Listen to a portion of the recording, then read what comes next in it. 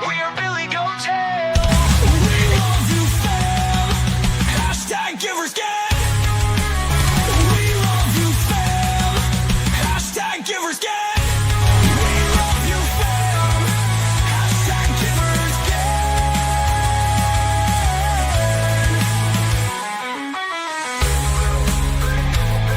We love you, fam. Hashtag givers get.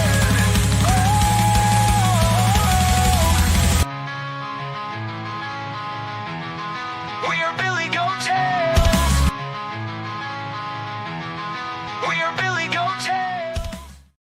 Good afternoon, everyone. Welcome to Billy Goat Tales. We appreciate you taking the time out of your Sunday to spend time with us, and we got a great show today. These guys are lively, trust me. We've been in a meeting for 2 hours, so it's going to get to be pretty fun in here. But what are we talking about today? What about this huge dip? What is going on with Bitcoin live? We're going to go to that. We're going to see what's happening in the XRP ETFs. Postponed. Is altcoin season canceled? What's going on with altcoin season? And we're also going to be jumping into the ADA community, that ecosystem. We got some stuff going on over there we want to make sure we tell you about. And of course, today is Green Day Profit Draft Day for fantasy football, and we're looking forward to that draft today. So, but first, let's say hello to the team. What's going on, Jimmy Jim? What's going on, Billy? What you into, Jimmy Just, Jim? getting things ready for a big week. For me and the boy. We'll be launching our breaks on Thursday night. Oh yeah, we got to make sure we need a slide for that too. We need to create a slide for that, just as a reminder, like a little commercial. Get everybody over to see the break show over there at Jimmy's I'll YouTube get right on channel. that. Yeah, let's get right on it during the show. We'll put it up. What's going on, Tex-Mex Biomex? Oh, I'm looking forward to today's show. And of course, I've got food delivery on the way for my family while I'm here prepping and while we're having some fun. Billy teases me a lot about that. But no, I'm excited for today's show. Let's get into it, man. Red Man, good to see you, brother. Thankful for another day not promised, and welcome to the greatest crypto show in the world, Billy Goat Tales. We certainly have fun. And Dave Digital. Good afternoon, Dave Digital. What's going on, everybody? I see everybody in the chat. I see Tony upgraded our emojis. We don't have those white backgrounds on them. They look sharp. They look fire down there. Taking a little gambly long, hoping that we will recuperate that wick before we go back up. We'll see what happens. Bitcoin to the moon, but not before we get. We'll get into it. Well, let's say hello to chat, Jimmy Jim. See, we got a lot of people in here already. Nice and early.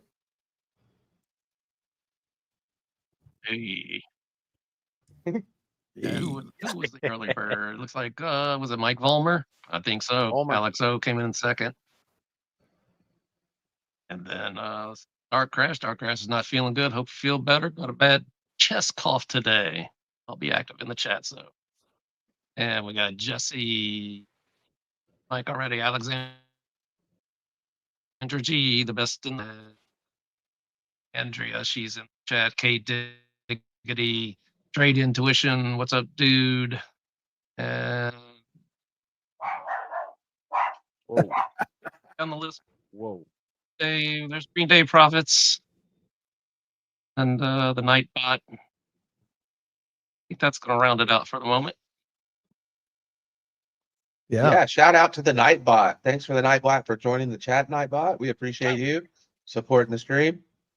You know, I thought forever that was a real bot. I mean, a real person. Like Rusty Bot, it was just called Night, first name Night. It was Rusty's cousin. Yeah, the whole time I was watching Sin City Crypto, I thought it was a real person. I don't know if I didn't look at that. Am I the only one? Yeah. Oh my gosh, guys.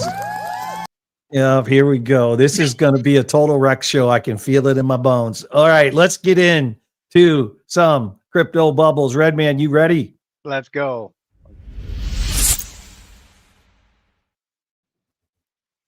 Oh, there's the bubbles. Y'all can see that, right? Can you blow me up? Yeah, thank you, Tony. Whoa, what did All you right. ask us to do? Blow Easy. me up. Blow me Oh. up, please. Oh, So, all right. So we got a little bit of a dump. I'm not going to go over to the Bitcoin stuff. I'm going to save that for the professionals. So, oh, all right. See you later, Tony. Come on, man. Okay. All right. Hex down 1.7%. Everything's pretty much down in the hourly. Let's see here. Sonic down 1.2%. Nothing really notable. Aave down 1% roughly. OKB, we've been watching this thing. Down 4.6 for the day. I'll get over to the daily. We'll look at the daily. All right. So pretty much there's blood in the streets, guys. It's just pretty bloody right now. Athena's down 7%, down one spot to number 29, 4.58 billion dollar market cap. Excuse me. Pumped Out Fund down 7% on the daily. Looked like it got a little pump here in the morning and then just crashed on us when Bitcoin crashed. We're down one spot to number 82 for Pumped Out Fund. We got Sky down 6.9%. This is the new maker coin. Down two spots to number 66, $1.36 billion market cap for Sky. And then let's see if there's anything else. Lido. We don't really talk about Lido much. Let's look at Lido. Lido's at number 70. Rank, it's a $1.3 billion market cap. Excuse me. It is down 4.9 for the day. But for the year, it's up 11.6%. So not really much to worry about there with Lido. Let's see, Pingu. Pingu's down one spot to number 49, $2.14 billion market cap. On the daily, it's roughly down 5% for the daily. Looks like it pumped this morning with everything else and then dropped to the same spot it was before the pump. So let's see here. And sorry for my dog. We got a lightning storm outside, so he's going crazy. Let's see here. lucky. Yeah.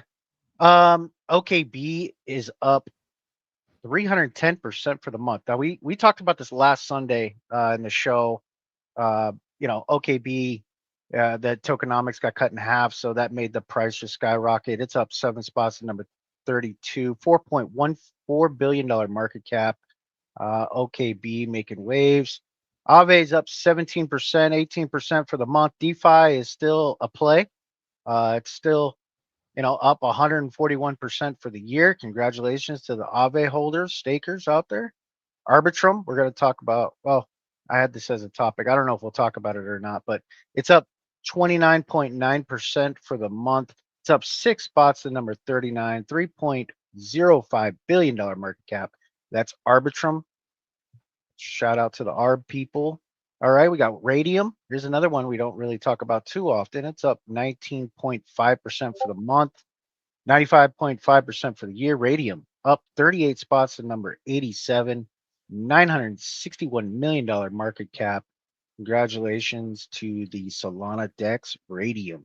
Arrow's another one. I hold Arrow, not very much, just a little bag of it because I believe in it. It's up 26 spots to number 74, not financial advice. $1.26 billion market cap, 49.4% for the month. So Radium still showing some strength, even though Bitcoin kind of is not. It's up 93% for the year. So if you invested in Arrow in the beginning of the year, congratulations to you, HTX. Or HTX. hold on, Red. Or if you would have been part of our Discord, you would have saw that I sold that baby at 155 as a trade. So got it. I think it went to 157, got out at 155, and it's been coming down. It's at 157. Yep. Roughly. Oh, 142 now. But yeah. Yep. It looks like it's consolidating. So there might be some gas left in the tank. We'll see what happens with Arrow. I'm hearing $2 out there, but those are just rumors until they actually happen, right? So Ethereum, let's look at Ethereum real quick. As you guys know, Ethereum's been just killing it. It's up 27.9% for the month. The whole ecosystem is on fire right now. It's still number 2, $575 billion market cap. It is the number 2 baby in our crypto space, right behind the king Bitcoin daddy. So just to look at the yearly real quick, I'm not really seeing anything of note other than look at CRV for the year, 162%. It's up. If you would have bought at what time period is that though? Is that 1030? Yeah, that's 1030 2024. You'd be up 162% on your investment. So it's up 68 spots to number 75, $1.25 billion market cap. And that's Curve Dow. That's Curve, the Google of the crypto space. So that's pretty much all I got for you, Billy. Back over to you, brother. Yeah, man. I see we got Cassius that joined us in. What's going on, Cassius? Good to see you, brother. All right, man. How you guys doing, man? I got your message and I was like, let me hop in here as soon as I got off my show. Yeah. Well, I messaged you too on Tuesday on our X space. We're having a trading space. So I definitely want to make sure if you got time to come to that. We're getting all the YouTubers and X people, traders, give like hacks, advice, thoughts on trading. That's on Tuesday. But what about that dip, man? That's crazy. Real quick, tell me what time on Tuesday. I have actually something going on 8 Tuesday. p.m. Eastern Standard Time. 8 p.m. I might be able to do it on a Twitter Spaces, so nobody knows this, but I'm having eye surgery that day. So I'll be kind of just chilling. So maybe if I can get on there with that, if I can see enough to get on there, a space might be cool. Yeah, at X, 8 p.m. Eastern Time. It's going to be a trading space that we're doing. So love to have you on there, man. Right on. Yeah, man. I just got off my show. We've been trading. Yeah, the big dip happened while I was live. We're like, whoa, on everything. And I mean, my opinions on it were like this. I mean, we got a big pump on Friday because of Jerome Powell said that perhaps now is the time. He said, well, it may be the time, And to me, I'm kind of like, okay, we got that pump. It felt like kind of combination of two things. Number one, we had a red week that we haven't had in a long time in the NASDAQ. And a significant pullback, and it was like time for everybody to buy the dip. But also, he didn't really say anything that we didn't already know. I mean, it was already presumed that there would be a 0.25 from the next meeting. So I was a little bit skeptical by such a sharp pump off those words, to be honest with you. And I don't know if this dip here today was just some of that giving back. Yeah, it looks that Dave brought that up, and we were kind of behind the scenes having a meeting, and it's like it went right back to where it was before the speech, basically, right? So a lot of I don't know. I don't like that. I think this in the NASDAQ. What's that? I will be curious to see what happens in the NASDAQ tomorrow. For me, I really think that the NASDAQ is leading crypto, and so I need to see what happens in stocks tomorrow. The weekend's always a little funky. It is. Billy, yeah, I don't tend to trade the weekends. Mm-hmm. Billy, the presidential line is ringing. Presidential line? Yeah. You want me to answer that? Yeah. Folks, let me tell you about Bitcoin Bestie. It's an incredible single, absolutely tremendous. I am a Bitcoin Bestie. You're a Bitcoin Bestie. We are all Bitcoin Besties. Shout out to Cassius and Randy for making this happen. Together, we're winning just like never before. Everyone should check it out on all platforms. Believe me, you won't want to miss it. Keep making those great connections. Right on, man. Hey, I dropped a new rap today too on the show, on the come up. I dropped a new rap. So if you guys haven't seen anybody out there who likes rapping about finance and trading and stuff, your boy Cassius Gouvet's got you covered. A new one today on the show that just ended. So we need to go to that show and put the link in the in our chat. Yeah, definitely put the link in our chat. Yeah, you'll see. It's the most recent live show on my channel. Yeah, most recent live show. Yeah. Sure I will release. I hate to say this because I don't want people to not come to the show, but I got to make a lyrics video and then I'll release that probably tomorrow or the day. Well, I better do it tomorrow because Tuesday I'll be incapacitated. So, yeah. Hey, Cassius, I've been using some of your songs on Instagram on my other personal one to, put as a soundtrack. So I've been pushing that every time I put out a reel or whatnot. I'm trying to choose one of your tracks. I appreciate that, man. Thanks. Yeah, anybody can feel free to use it or however they want to use it. That's why I put it in the database. So we can always attach it to whatever you want. So I appreciate that. Thank you. What songs? Yeah, which one do you like the most besides Bitcoin Bestie? I can't tell what the last one was that I use. He grabs them and posts them. First one, it always says suggested for you, and I just choose the top one. Okay. It's there. Let's see if it goes along.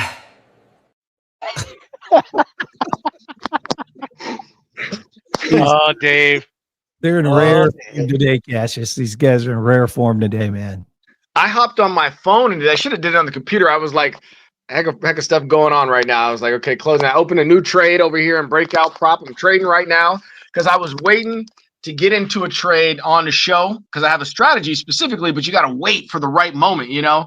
And it just wasn't hitting when we were on the show. And I jumped in a little bit early here, but I got a great scalping strategy, man. Like you guys, if anybody out there's a trader, a scalper, join the Profit Circle, the private group, and I can discuss it or whatever. I mean, I'll go over it maybe on Tuesday. I can almost verbally explain it. It's so easy.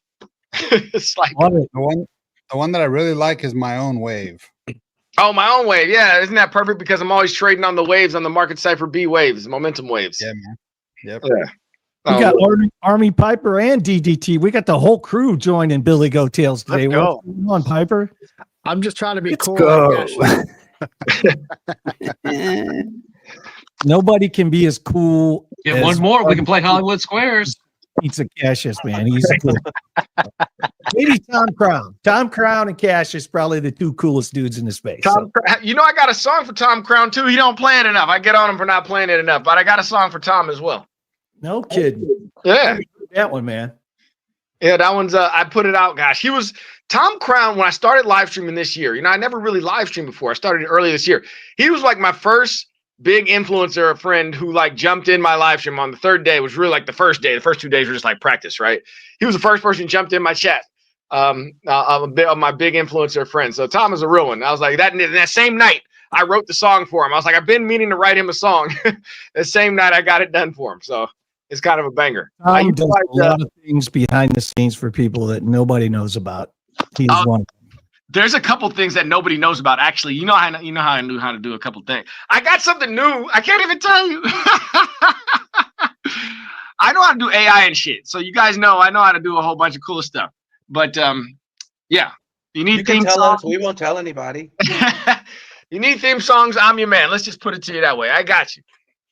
Yeah, brother. No, your Sin City crypto theme song is fire. It's fire. It's like that's the first one that I heard. My favorite one. Yeah. Randy's is fire. Yeah. That's the newest one. Yep. That is fire. I gotta get and I talked to the Sin City crypto guys. We got to get that one in Spotify and shit, like on the databases. You know what I'm saying? I got to follow up with them about that because somebody asked me about that on Twitter. They're like, how can I add this to my playlist? And I was like, because it's only on their show. So they were cool with it. But I think I said to double check, like if they have permission for the beat, because that was their beat. And I wrote to their beat. So I think it's got to get permission for it. But I think they own the rights to at least be able to release it. So then you could put it on, Spotify and Instagram and all that other stuff. Yeah. That'd be awesome. That'd be freaking awesome. That reminds me. I better text them after this. Yeah. What's going on, Piper? How you been, brother? Just chilling, man. Sunday, relaxing. Chilling out, relaxing, all cool. Did you get a piece of that dip? Playing b-ball. I was waiting, so I had an entry on a long for Ethereum. And 4,700 was my entry. And you can see it hit 47.10. So I knew it was coming back, just not close enough. It was right there. $10. Well, it still might hit that. So be prepared. These guys are in rare form today, Piper. Just so you know, all the buttons have been taken away from me. Okay. Dave. Okay, Dave. Or Jimmy, somebody. I don't know. I can't control them anymore. It's like virus gone wild, man. Where's your stop loss on that entry? Who, me? On the ETH entry? Yeah. 4,700 was my entry, and then I was looking at 4,600 for stop loss just under the 786. I got you. Yeah, that's a cool spot. Okay, yeah, I'm just looking at that. Yeah, just in case, because we might go lower. I don't know. That's why I said, where's that stop? Okay. He didn't. He didn't get in though. Yeah, $10. So it might go. We might go in though. He might hit it. I don't know. Let's see here. We're looking at a red dot here on the 1 hour. So I don't know. Things might I be mean, we rolling. should candlestick what whipped, right? Yeah, I'm not convinced that this Yeah, down. amount to be.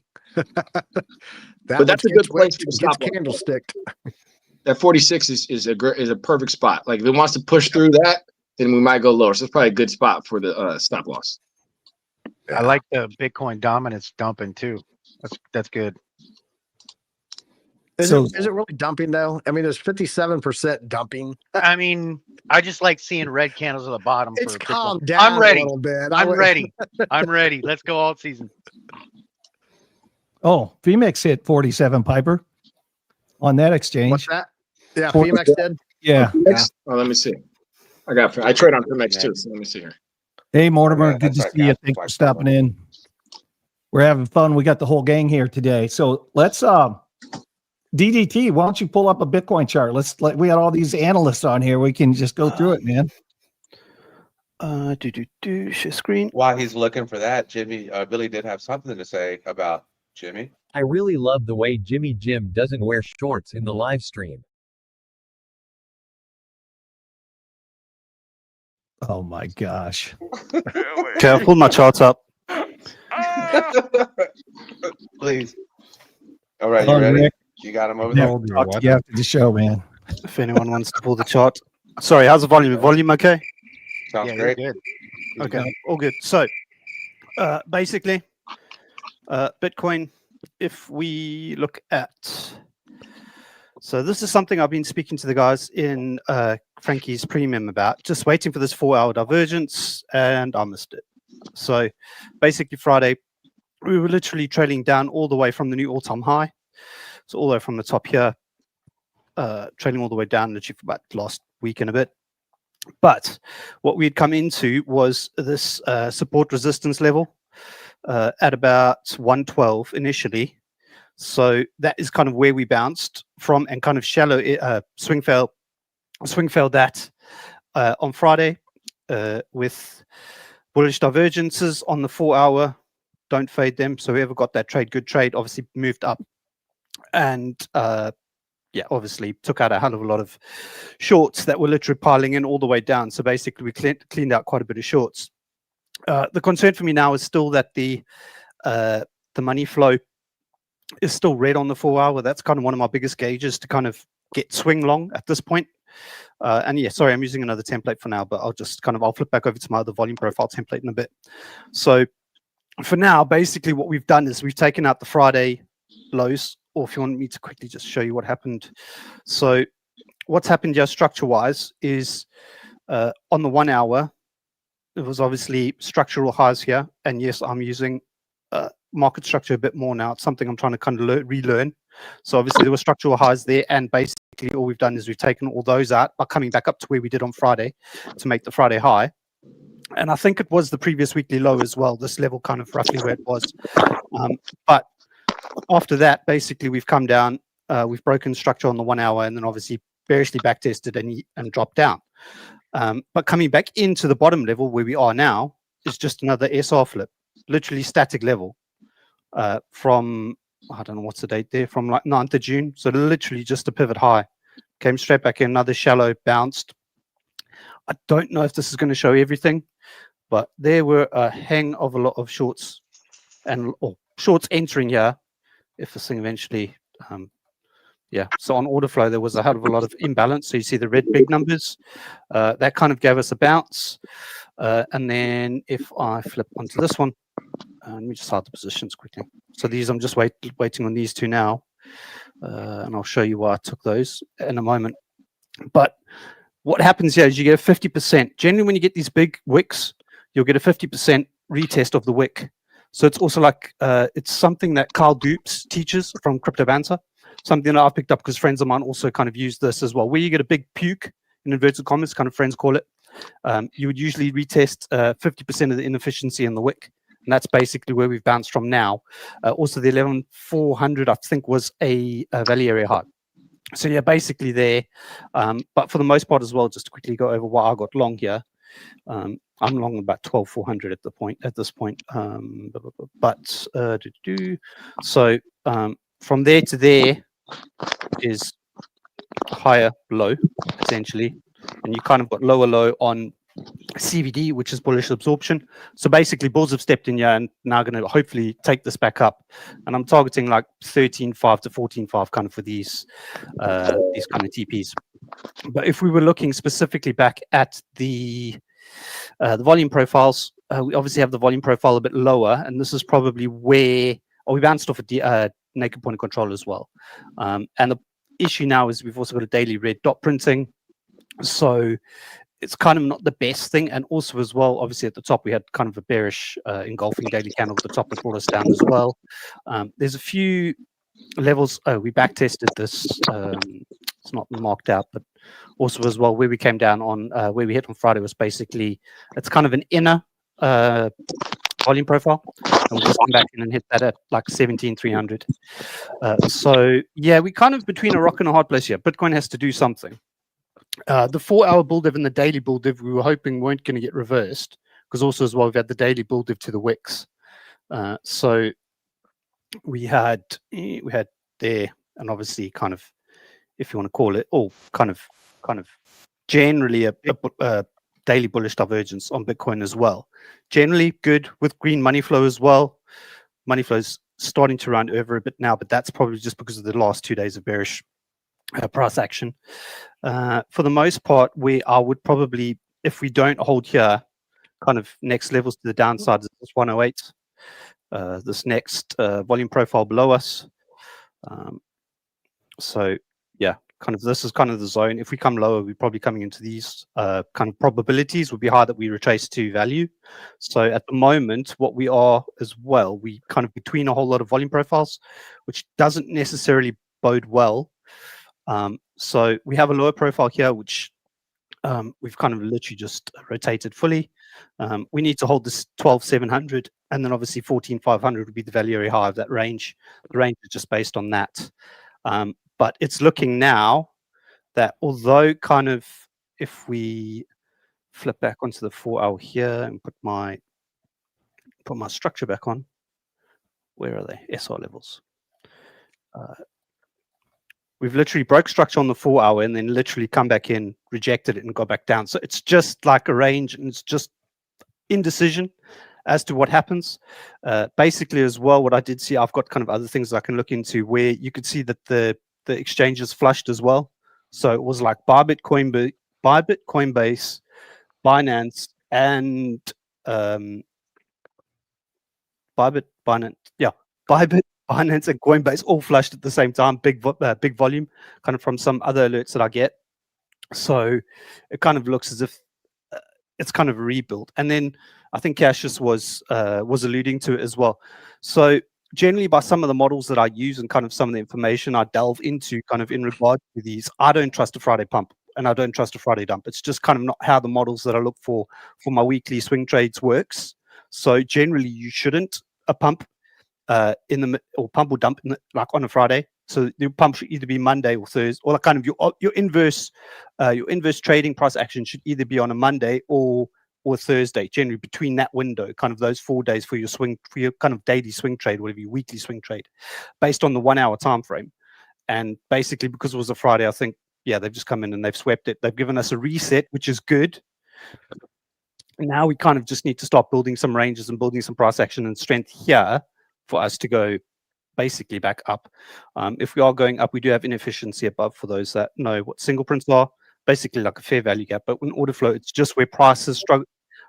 It's where price has not spent half an hour out. So with the single prints, that's basically the points where we'll probably come back to. And also as well, they lead up to this kind of range. I'm just trading and looking at this for Bitcoin for now. Otherwise, I'm looking at 108. If we start, the bearish case would be to come back up, tap the POC or reject the POC now, and then fall down again. Then obviously high, lower high, right? So for that is kind of where I'm looking at on Bitcoin. But for now, But 112,700 is kind of where I'm looking for now. There's just lots of inefficiency. I don't see how.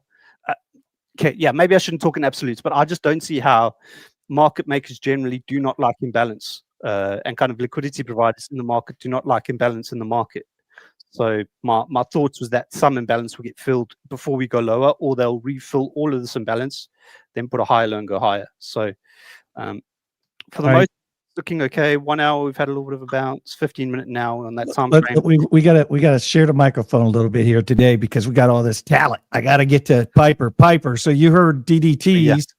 You heard DDTs there, 108, Yep. and he's in a long now, hoping to go up to 114. What's your thoughts, man? So I'm actually watching the daily pretty close. Let me share my screen here. Share screen. There we go. Yep. Don't show me that again. Entire screen. That one. There we go. All right. We're sharing. You got it? Cool. Let's see. I got it. Stage. Boom. There we go. There we go.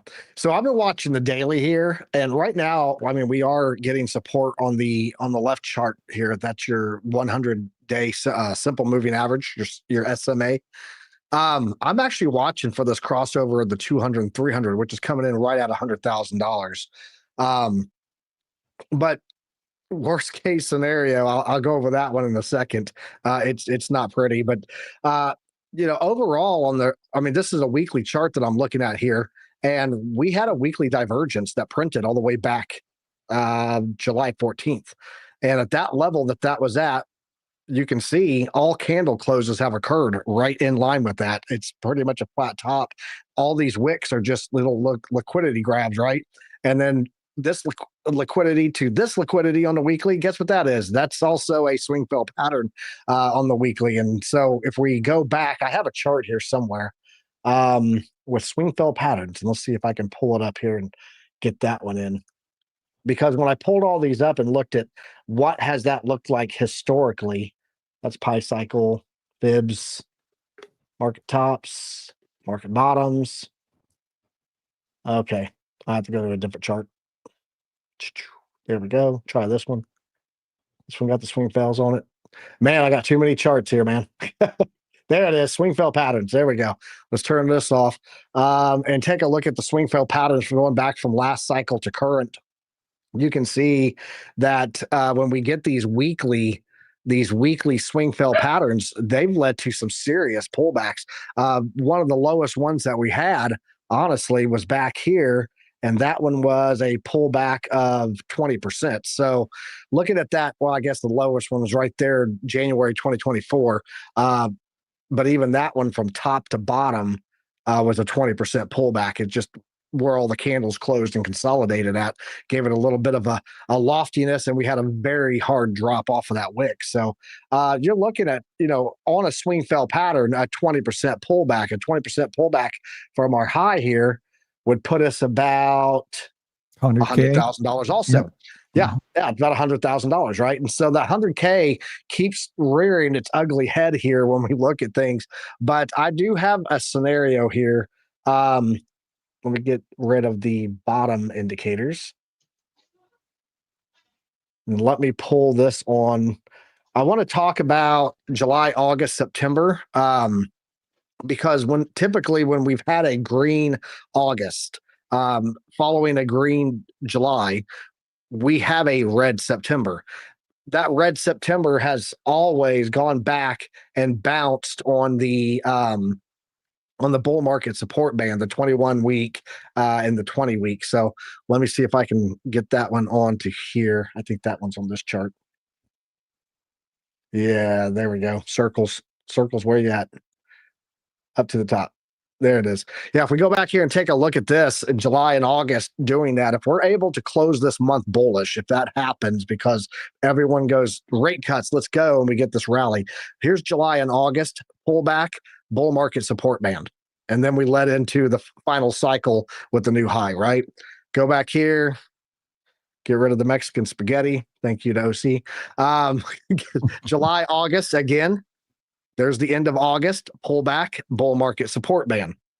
If you guys want to put this indicator on your charts, you just go up here, type in 21W, and you'll see bull market support band. It's the top one there with 3.8K users. So, but go back into 2013, take a look at that. Again, exact same thing. July starts here. There's August. That's the beginning of September. couldn't get above that line, pulls back, bull market support band. So that's one level that I am watching. And if we take a look at where is that at now, currently, we bring that in here all the way over to the end. That one's actually coming in right now at about 106 to 107. So that 108,000, I think, is a good number to have in your mind. But keep in mind, we could see a wicking down in September down to 107. Of course, as the weeks go on, and this comes into the end of closer to the end of September, which could be the case, you would probably be looking more like 107,500. So close to that 108 there. But really keep an eye on this crossing here of this band, because if this does the crossing, then it's very likely that we're going to go down and test that thing out and see how that hits on the bull market support band. So now the real nasty scenario. Let me come over here and pull this up. I got to pull in a couple of charts. We'll go to here. I think everything's on here. Yep. Isolate that off. There we go. If we go in and we take a look at the cycle run here for main support and for the money flow point of control. There we go. Market Dynamics Pro. So this is for the whole cycle? Yeah, this is for the whole cycle right now. Yep. I got to go to Coinbase. That's where I have all that. There we go. Yeah, if we go in here and we take a look, I want to pull up the money flow POC, put that on here, money flow, extend it out. There we go. And then turn that on. You take a look there. Money flow POC, which is going all the way into the whole cycle back. Okay. Money flow POC, meaning the area where the most amount of money has ever moved in or out of Bitcoin, is $58,000. Now, I'm not saying we're going down there, but that will be a keen area if we go into the crypto winter and we do have our typical pullbacks of 70% plus. I mean, a 70% plus from where I think we're going to hit. I think we're going to hit like at least 130. So let's just go here. There's a nice resistance line up there. Go in here and pull that just from there. That would be 128. Pull that down. 70% would be way past that level. So if you're here, let me pull that there so you guys can see it on the screen because it's behind all the cameras there. If you pull that percentage down, about a 70% fall from that 128,000, I mean, 70%, you're talking all the way down in like 40,000 range. So if we were to have the typical 70% retracement levels, I would be very happy with it not going down that far, and we catch about 58K on the money flow POC. And this thing does act a lot of times as the as a magnet for price action, just because that's where a majority of the enter and exits are at. So it gives people an opportunity to get back in, and it gives them an opportunity to re-engage back at the level that they got in. Right, I'm gonna double in this time. Right, that's worst case scenario, and that's far. That's your mid range. We're talking like into 2026 on that level, but I am keeping that on my chart at $58,000 to watch. I think right now in the weeks to come,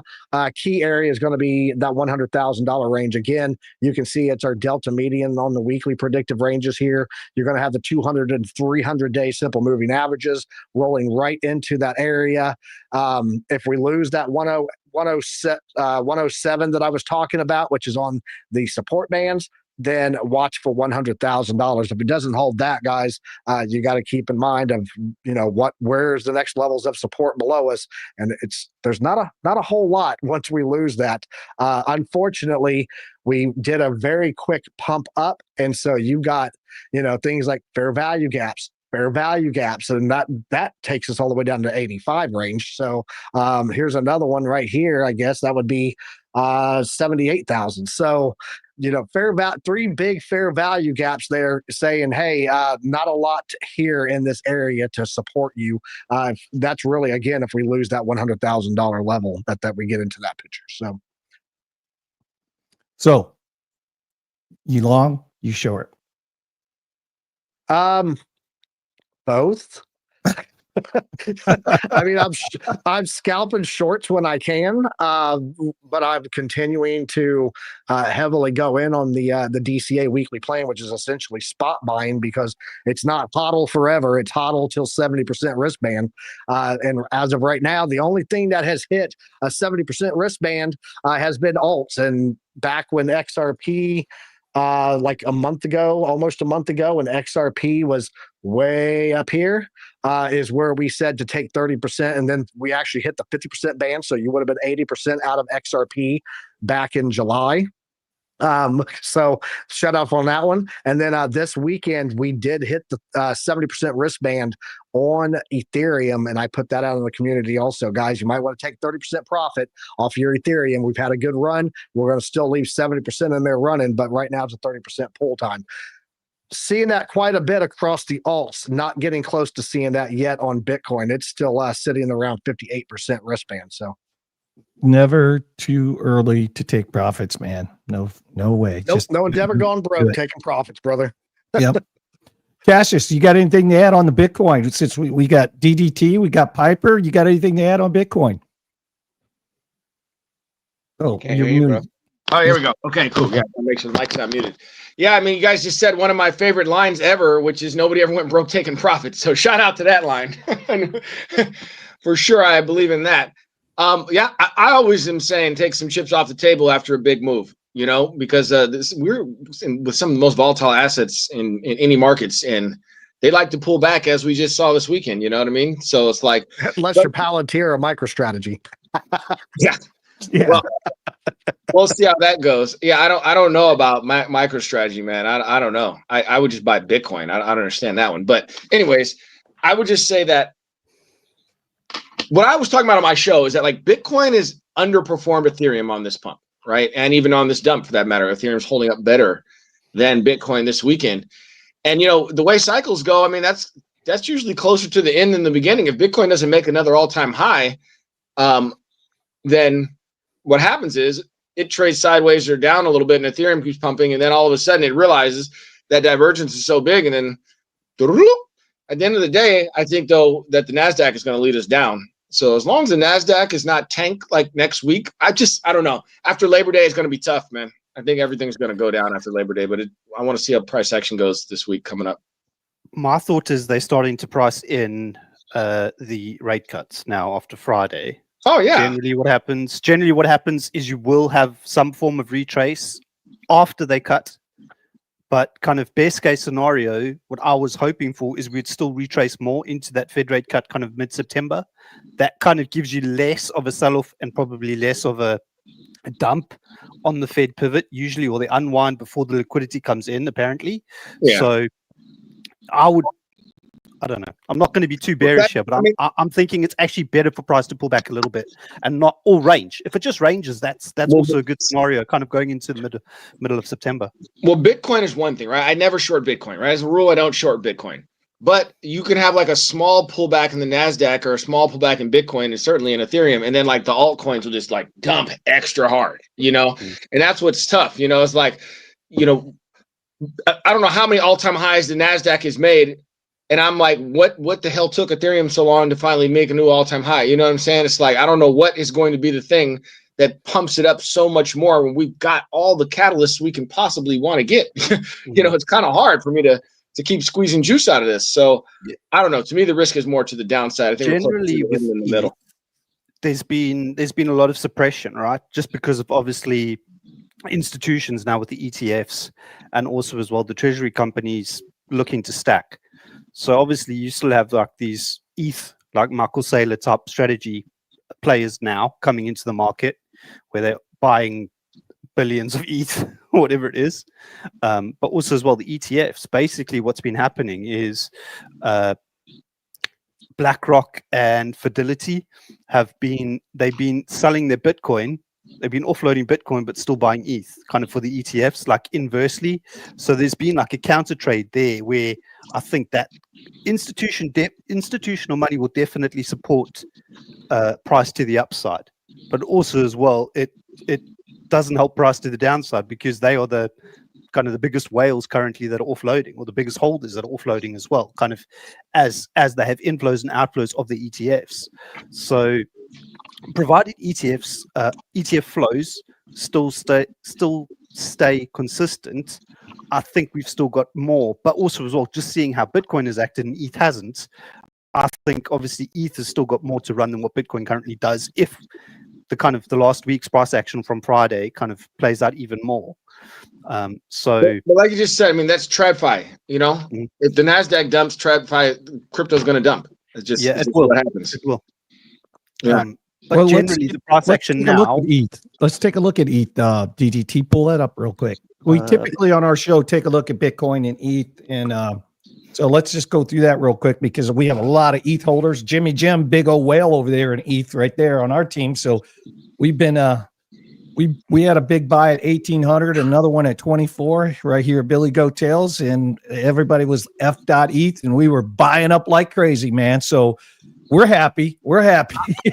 I will say, I hope that DDT's right about Ethereum continuing, because at this point, all Ethereum has done is catch up, and it still hasn't even done that. In the past year, ETH is up 73%, Bitcoin's still up 76%. So at this point, it's just caught up to what Bitcoin's last year performance has been. So Ethereum has to continue to pump from here if we're going to see all season, right? Ethereum has to show that it has a lot more strength. And if we start to see a weakness on Ethereum, then we have to go, Rutro, what's going on here, right? So Also, as well, ETH's done the all-time high play here, where it's SFP the all-time high. So obviously, it's made it. Oh, you can just let me just neaten up huddle. You can see. We'll go back to the daily. See, it's made an all-time high, and it's still SFP'd it. So obviously, that was the previous one. Oh, flip. Let's go back. Sorry. Previous all-time high is there, and now we're weekly SFPing the all-time high at like 48, just under 4,900, which is also not good. But also as well, the bearish pressure here, kind of around this, is also not the best. So basically, this past week, this past week, ETH. So we had this range below from the previous all-time high in 2021, kind of the range where it's at. It came back in, it broke out. Well, obviously, money flow coming up. It's come back down, kind of almost. So basically, the theory of the volume profiles, if it breaks a value area high, it will come back with money flow being consistently up. Kind of, it will come back, retest either a value area high or a POC to make a move up, which is basically the play that Frankie always teaches about. So that's basically happened here on a macro time frame, and then. Obviously, we've had the ETH out on Friday as well. I don't think there was 4-hour divs or anything. No, it was just a 4-hour trigger wave. But I presume, yeah, we had bullish CVD or bullish absorption specifically. So we were making higher highs. I don't know what you could see, and we were making lower lows. Basically, price going down on the CVD. So sorry, I just had to zoom that up because it's a bit small in my chart. But basically, we had bullish CVD, obviously spot buying wherever it was on. And it's the same thing on Bitcoin. We have bullish CVD and we also had the bullish divergences on Bitcoin. So similar thing, yeeted up, Powell. But now what it's done is obviously it's made the all-time high. So the red one was the initial all-time high, and we still SFPing the initial all-time high from the last cycle. So, and obviously having bearish pressure here. If we go down to like the 1 hour, you can just see how. So for those that don't know, I use vectors as also another volume metric that kind of, will tell you when a market maker or heavy volume is coming in. So obviously we've gone up, but obviously we've had the red blue, which is a topping formation or known as railroad track on the 1 hour, which is obviously a higher time frame. I generally look for these on 15-minute. But for the most part, what ETH did well here, if I can quickly go into the structure chart, for me so far is...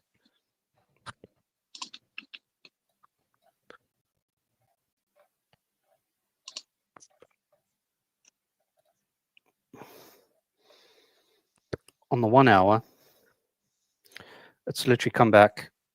Well, it's come back and tested that kind of structural high, and obviously moved up. So kind of the key level for me to devil's number, but 4,666. I would say it needs to hold. Money flow still looking okay. VWAP on market suffer B. Money flow trying to curve up here on the 1 hour. I don't know if it had the daily red dot yet. Look, it's still got a bit more. I think for the daily red dot on markets upper B, or before that, kind of 4 hours now printing a red dot, but VWAP is what's VWAP doing. VWAP's curving down a bit. So it's, yeah, ETH generally, the play for me with these all-time highs is that it'll make all-time high in range. It's normally just not like straight up and straight down. You'll find Bitcoin, even when it made its previous all-time highs at like 112 or whatever it was, made all-time high, came down, goes into a bit of a range consolidation, builds another base, and then goes for another run. And I'm hoping that's the case here. But for the most part, I would think ETH be good. Anything above like 4,400 at this point. Obviously, we have a good structural base above 4,400 now.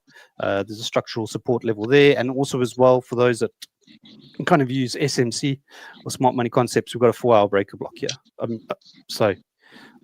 So this is where there's an order block where you would think it would reject, but blasts straight through it. So it flips this order block basically to support, or it should, in theory. So kind of 45.20 to 45.60 is kind of where I'm thinking if it breaks this 46.60 level.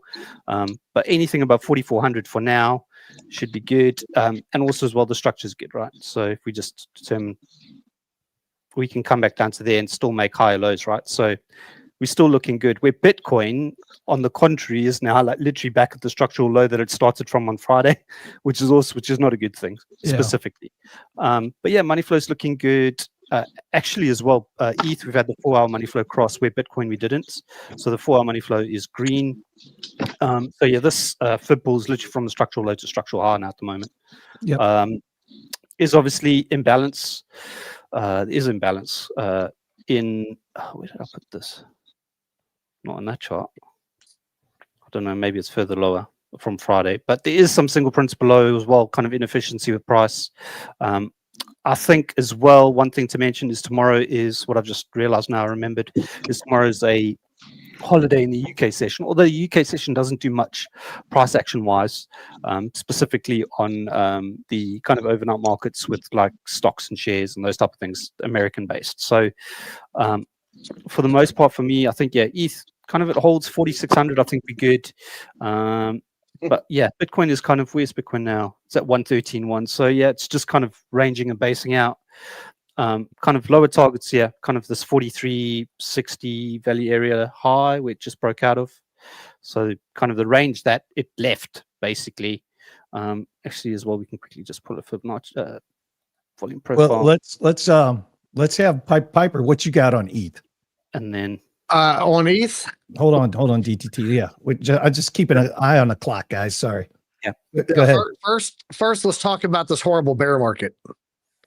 Okay. What about it? I don't see it, man. I don't see it. My chart. It's right there on my chart. Oh, let's pull you up here. Where are you at? There you go. It. Since 2000, the U.S. dollar has lost over 40% of its purchasing power.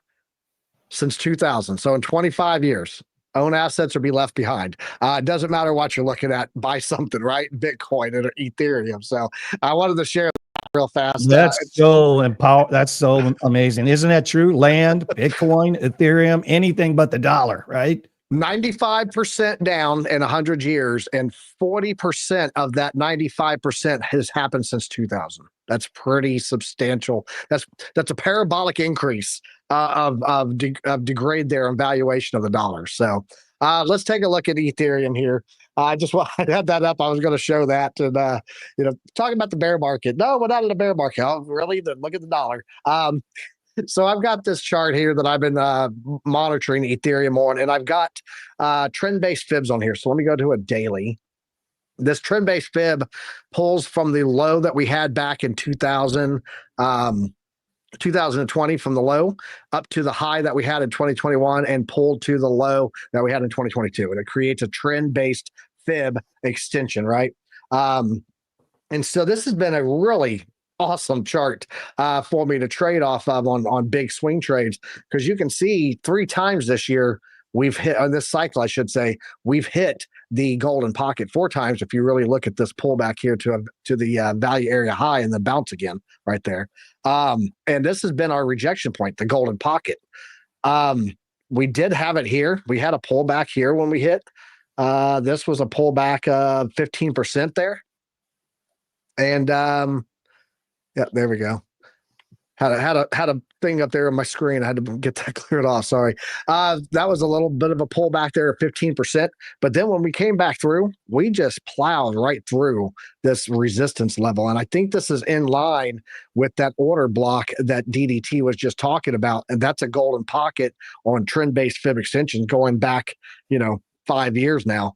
The thing that I will point out on this, though, and I say this to my community all the time, when you bust through a door like DDT showed there on that weekly, how it just plowed right in through that order block.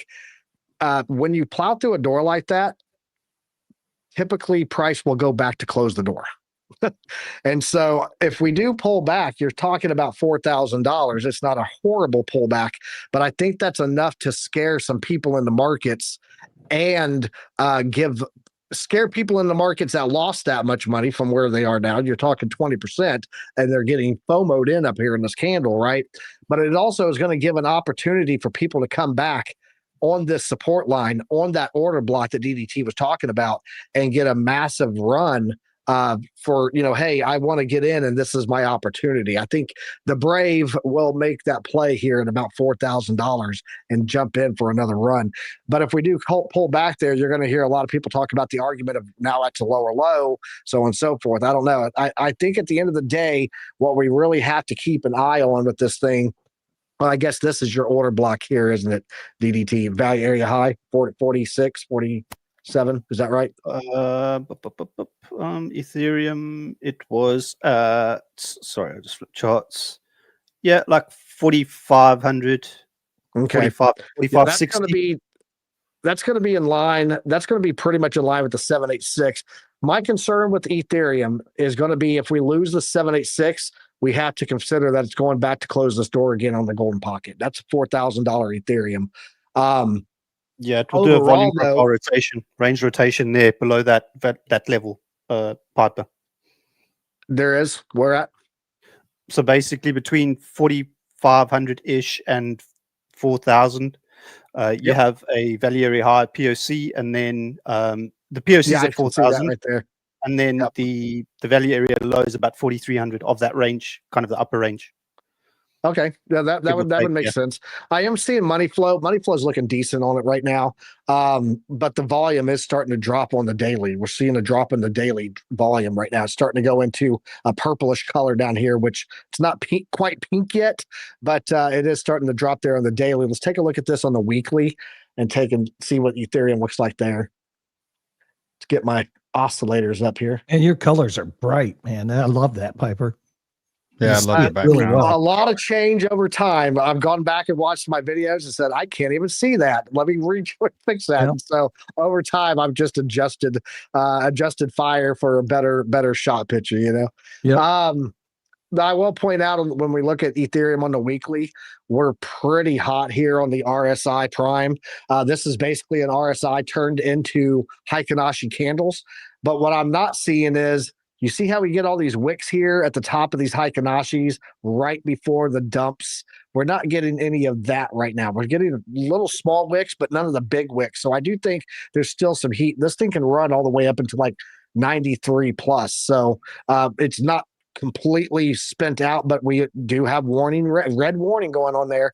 But money flow here on the weekly is looking beautifully strong. So is the volume here, the volume matrix. So I think right now, as long as the price action doesn't drop below that $4,000 range, that will give us another run for the histogram. That'll give us another run for the money flow. Everything will cool off in that period and give us more room for upside after everything cools off. Because remember, we can consolidate even and all of this get cooled off as long as we hold that $4,000 range. Because if we break that 4,000, really 3,900 here, then you're talking about all of these weekly fair value gaps that are present there. So I would like to see 4,000. And I think if we hold 4,000, you're easily looking at it going, 55, 5,600 here in the next 30 days. Yeah, man. 4,000. I can take that. 4,000. That's good Yep. for me, and have that be the support and ramp up from there. I love that. That sounds great. Anything to add, Cassius, on ETH? But you're muted, bro. Muted. You're muted, bro. There we go. Just watching it right now on the 1 minute chart. It just had a little rollover again. I'm kind of scalping right now. So I'm just I'm just watching the 1 minute chart right here. I mean, we've got our 1 hour red dot. And my strategy is you short the 10 minute, and that's what happened, right? Right when the dot came, everything dumped. So I don't know, man. Longer term, kind of hard to say because, like I said, I mean, I think everything's gonna fall the NASDAQ. That's really all that matters to me. Ultimately. I'm short right now. I just don't see what is the thing. Not ETH. I'm not specifically shorting ETH, but like altcoins, like if Ethereum does pull back, they're going to get hit so hard that like risk versus reward is better what I do is I go long bullish stickers and I go short bearish stickers. So like Bitcoin and ETH have been very bullish. So I don't short those in particular, but like if there's a pullback, the altcoins get hammered hard. So I'm going to find weak coins to short. Yeah, so let's talk about that because that was one of the topics for the show, which is altcoin season canceled? Yeah, right? In my opinion, I have to see it to believe it. I'll put it that way. You know what I mean? I mean, ETH came all the way back up to where it was a year ago, in a year and a half ago, March 2024. That's not exactly like after Bitcoin made all-time high after all-time high after all-time high. Like I'm not exactly impressed by that. You know, That's what I said too. See, yeah, exactly. Yeah, like it's not like it's like. I mean, bro, like, you know what I mean? Like altcoin season ETH should be at like 10K or something.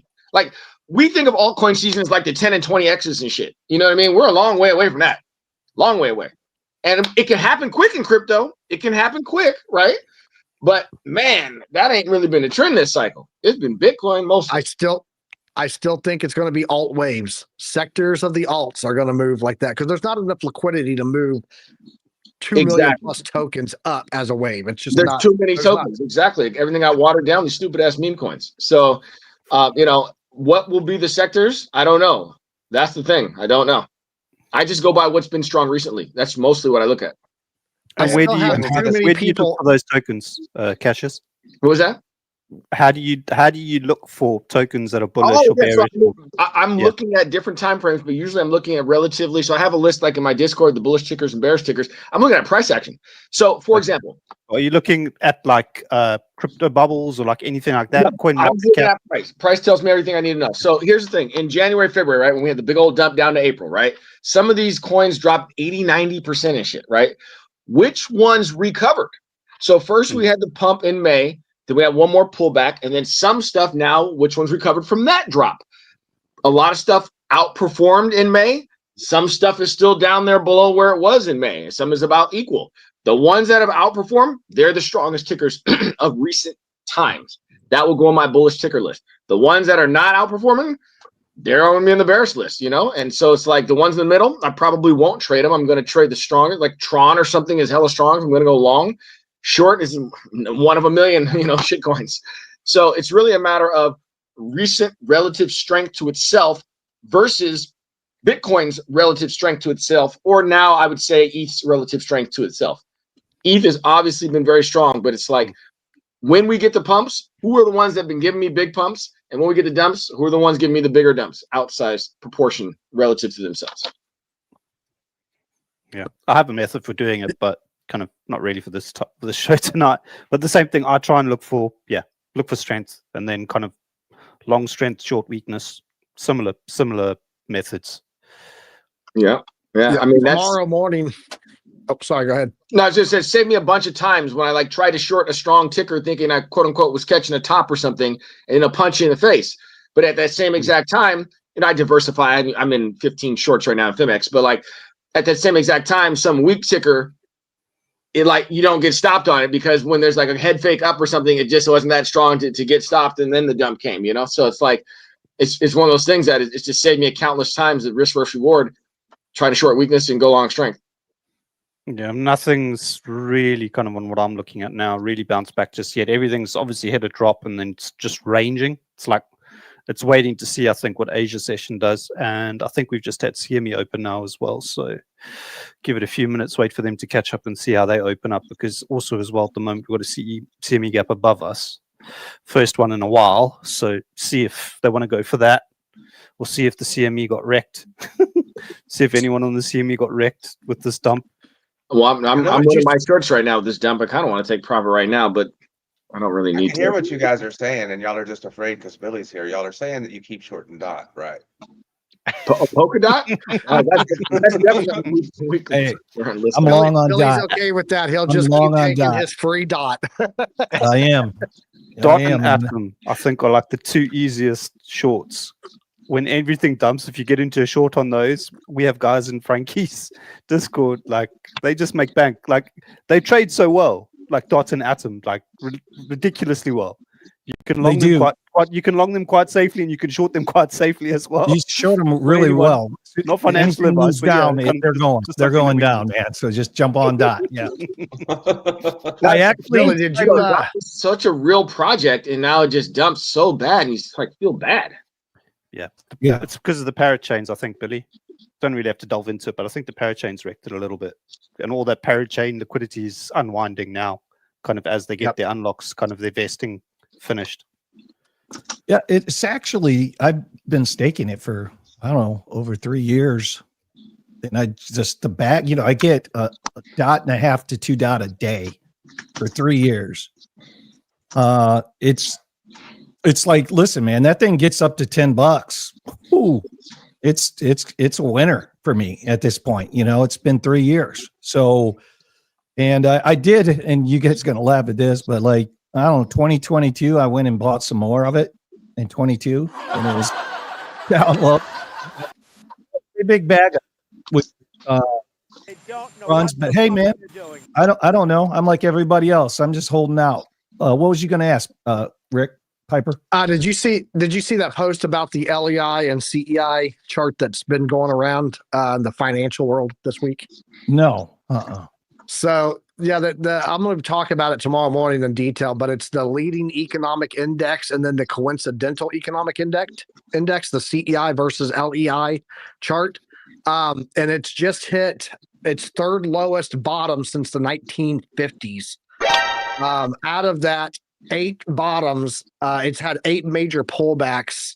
And 8 of those pullbacks, all 8 resulted in recessions. Here I am on recession talk again. But You're gonna be right one of these days, dude. I mean, like it's coming. It's One coming. of these days. It is coming. It absolutely is coming. I'm still right from the first time I said it. I just said I don't know when. Sometime in the next 18. Yeah. Oh yeah. 8 to 18 months, right? So when Back that in my happens, day. what's that? Well, now it was back in my day. I called that thing right on spot.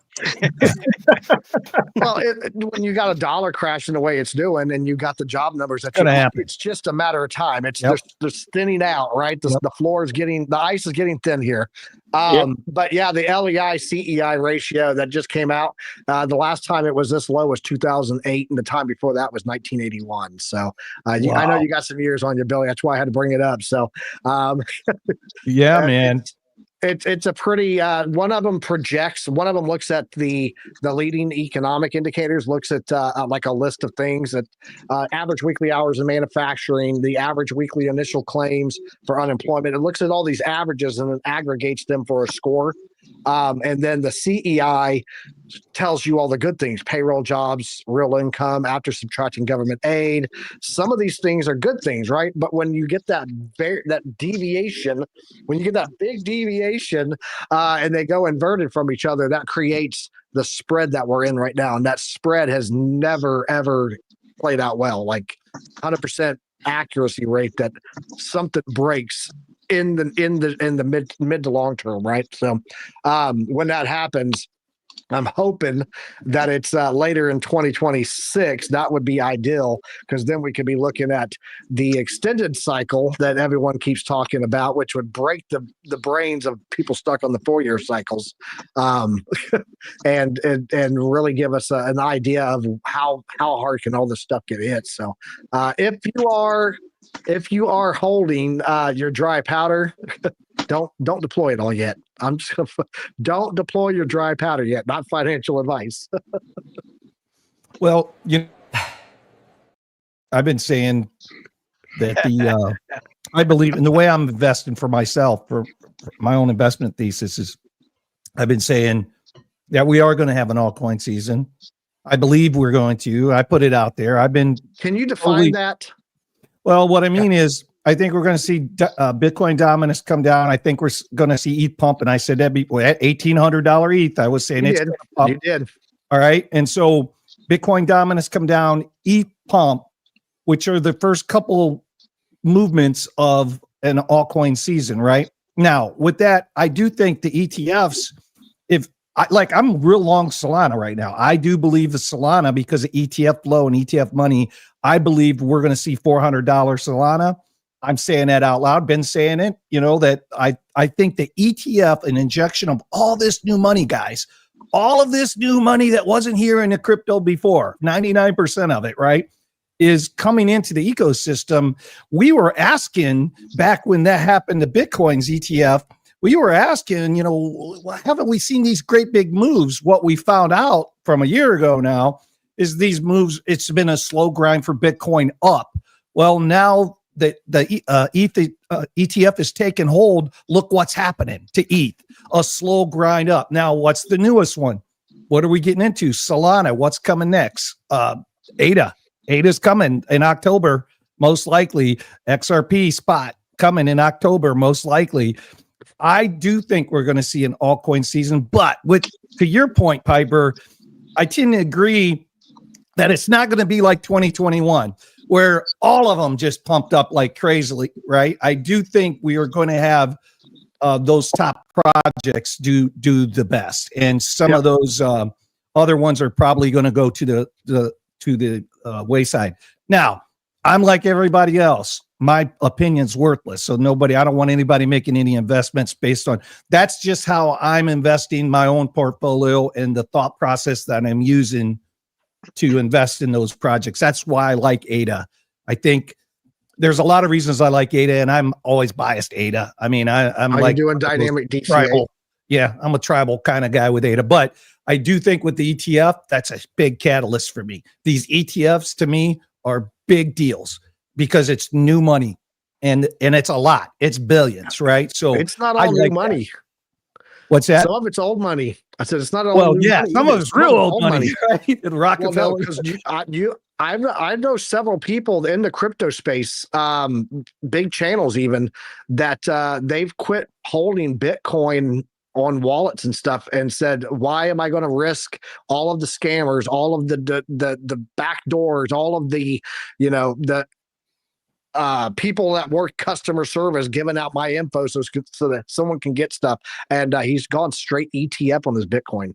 So yeah, well, I'm sure there's some people doing that. You have the ethos of Bitcoin, the people that got in early. They're probably never going to do that, right? But yeah, I have some Bitcoin ETFs. So I bought it right in Charles Schwab because I've been playing with the ETF options, money, right? See?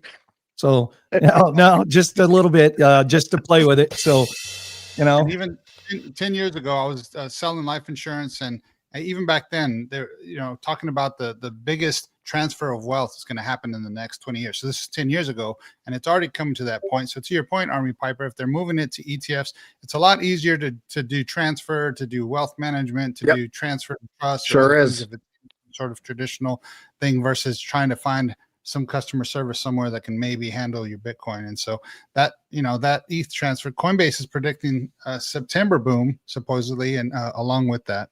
So, we'll get into the number. I really think the ETFs are a deal changer. I think we all, if we look back at the past, can look at Bitcoin this season, and we can say that now we can see the impact of those ETFs, because like in the beginning, when that all got approved and they started selling them on the exchange, on the trading houses, it's like, what you would think. And we've been saying that all year, all cycle long, right, guys? When we hear this great news that if you heard it in Web2 and traditional finance, you hear the soundbite on CNBC about a company, they just made a deal with another company and both stocks pump because of that news.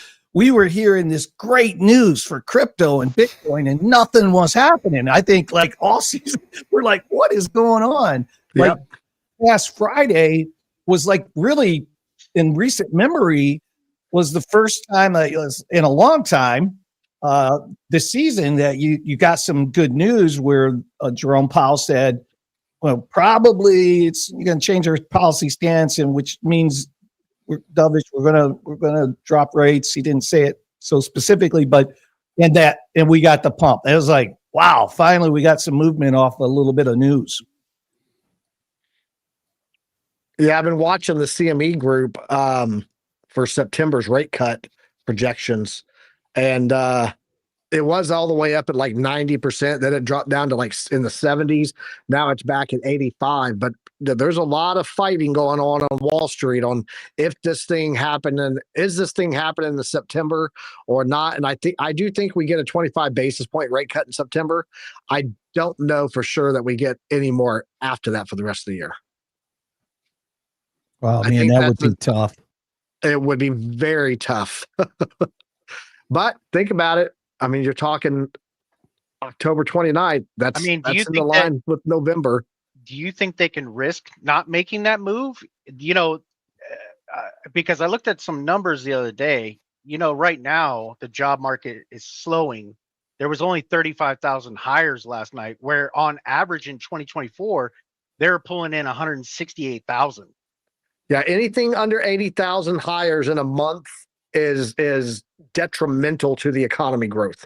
So hitting that low of number that's a punch in the gut. So doesn't that make the Fed make that pivot, that dovish pivot? I mean, I would think that alone would be enough. And not even to mention inflation's going back up. Of course, they're trying to blame it on Trump tariffs, but you know, well, here's the thing. The last thing you want is inflation to continue up as people are losing jobs, because then you have stagflation. And that's the worst case scenario. Job numbers aside, inflation numbers aside, when you have both of them competing against each other, stagflation, that wrecks empires, not just economies. Well, so, I think when they revise these numbers, when are they revising the numbers? I think the new labor numbers that are going to be revised, you know how they revise them? I think they're going to be drastically low. The annual bureau, the initial came out in March. Right, but isn't the next revision coming up like in October or something? The next revision, they're talking like 800,000 plus. It's almost 900,000, I think now. Yeah, I think when that true number comes out, they're going to revise them down. And I also believe, you know, look how fast this economy is moving with AI. Guys, look at this stuff. Like we were noticing at the Bitcoin conference, Jimmy and I was there it's Tony and I, and there's these robots going by, taking your trays, you know, back to the kitchen. I go to the gas station. There's a robot in there cleaning the floor by yourself. You know, there was some caller that called in, and it was some talk show. I just heard it in it, and they're like, yeah, when an AI can check my emails for me and spin up, a chat and do this and that, then I'll be paying attention to AI. And within 24 hours, the guy built that for this guy and sent it to him. My point is, with like our economy, it doesn't measure any of this stuff, man. Our economy, the numbers that we're losing, I bet you in the next several years, and starting now, like it's happening now, because it's like a recession. You never know you're in it until you're out of it. You can look back. I got a feeling that the AI play is taking more jobs than we know right now under our face. I think a year from now we'll see it. We'll be able to look back and see it. But I think it's making a bigger impact than what everybody believes right now. And it's only going to get worse. And I don't know how we measure that with Billy. PPI and things like that. Think about it this way. If AI is taking jobs, that means there's less people in the jobs already that need software. So AI is taking the jobs, and the need for software to facilitate those jobs taken away is being taken away at the same time. So that's why tech is going to get hit hardest. AI's up 513%, RWA is up 717%, DPIN's up 303%. Wall Street's in. They're picky, but they're in. You know, ETH leads a rotation, and then it's going to hopefully melt into mid caps. We'll see what happens. There's Yeah, go next ahead. door app. I'm in that thing all the time, you know, checking out my new city that I live in here in Dallas. And there was this guy on there that said, I got, you know, he just bought new equipment for his business. Everything was growing great. It's a trucking business. They do short distance or mid range transportation and stuff. So, you know, companies hit them up. Hey, we need this equipment moved to there, right? So we bought new trucks, new trailers, all kinds of stuff. And now he's looking for work, painting houses and stuff. 3 months later, he's gotten his entire business model was almost completely wiped out by the company that was doing all of the ordering and job posting for him to pick up. It all went under AI, and their efficiency of coordinating who's picking up what and where and in what order got so good that his entire company was at the bottom of the list and it got chopped. So yeah, it's not just your white collar workers that are seeing the AI crunch. This guy thought was set. He said, I may have gotten too comfortable thinking that my growth was just going to keep on going. And now I have a bunch of trucks that I need to sell off and a bunch of trailers and consolidate down to a smaller business. So yeah, AI is definitely putting the crunch on there. I think it's just getting started too. I think we're going to see a labor bloodbath. Now, that's not all fear. You know, it's not trying to cause fear, because I do believe that there's going to be a need. There's going to be a need, just like anything else, a retooling of a need. But this is the first time in human history that you really can have a robot that doesn't need lunch breaks, that doesn't need sick days, that doesn't need time off, vacation days, that can work 24/7. Need tacos. Guys, I mean, like, we're getting ready to experience something we've never experienced before.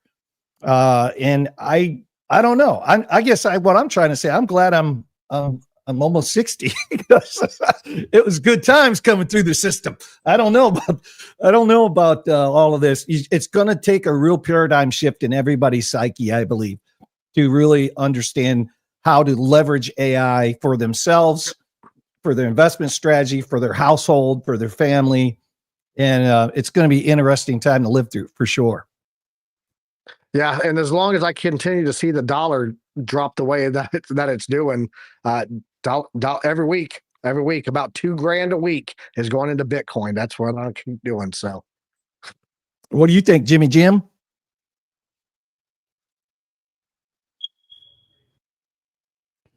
Jimmy Jam. Well, I mean, I can't hate on Ethereum myself. Y'all get me? Yeah, we just got you. You came in. Yeah. Gas lower than they've ever been. And getting a little action now. I mean, I still don't think Bitcoin's done.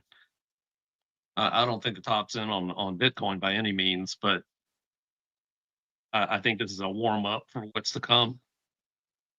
I think if we see 0.25, we'll see some action for sure. I mean, it's, you know, I agree it's probably being priced in right now. But I think October is going to be, you know, it's kind of where I'm looking. October, November, things could go nuts. Yeah, so the 0.25, the total of all altcoins, if the altcoins can get down there to the Ben Cowan's 0.25, and then come up from there, like it seems like there's been a pattern there. Yeah, it's been a crazy season. I mean, if you're in Bitcoin, and like I always talk about our takeaway from last season. So like last season's takeaway for me was I didn't have enough Bitcoin, so I fixed that. So I got more Bitcoin for this cycle, right? Okay. And at the end of we're getting close to the end of the cycle. We're not there yet, but I already feel with 90% of the cycle done already feel like I still don't have enough Bitcoin. So like my takeaway is probably going to be the same as it was last time.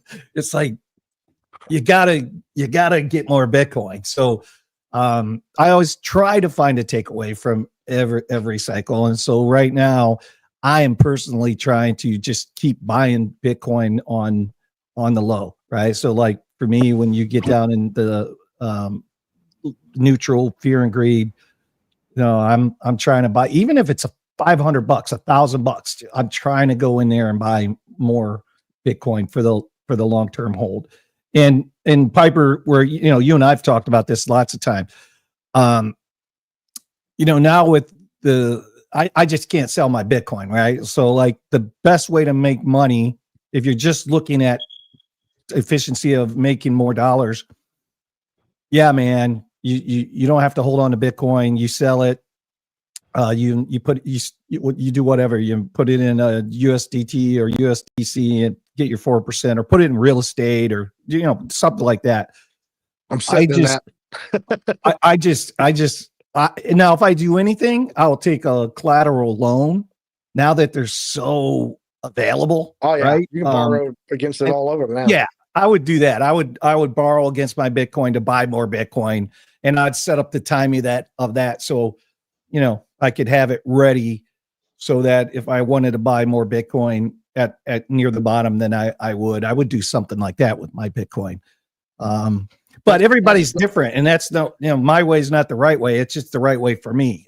I don't. That's what I'm doing with that house that I'm selling in El Paso. Yeah. Yeah.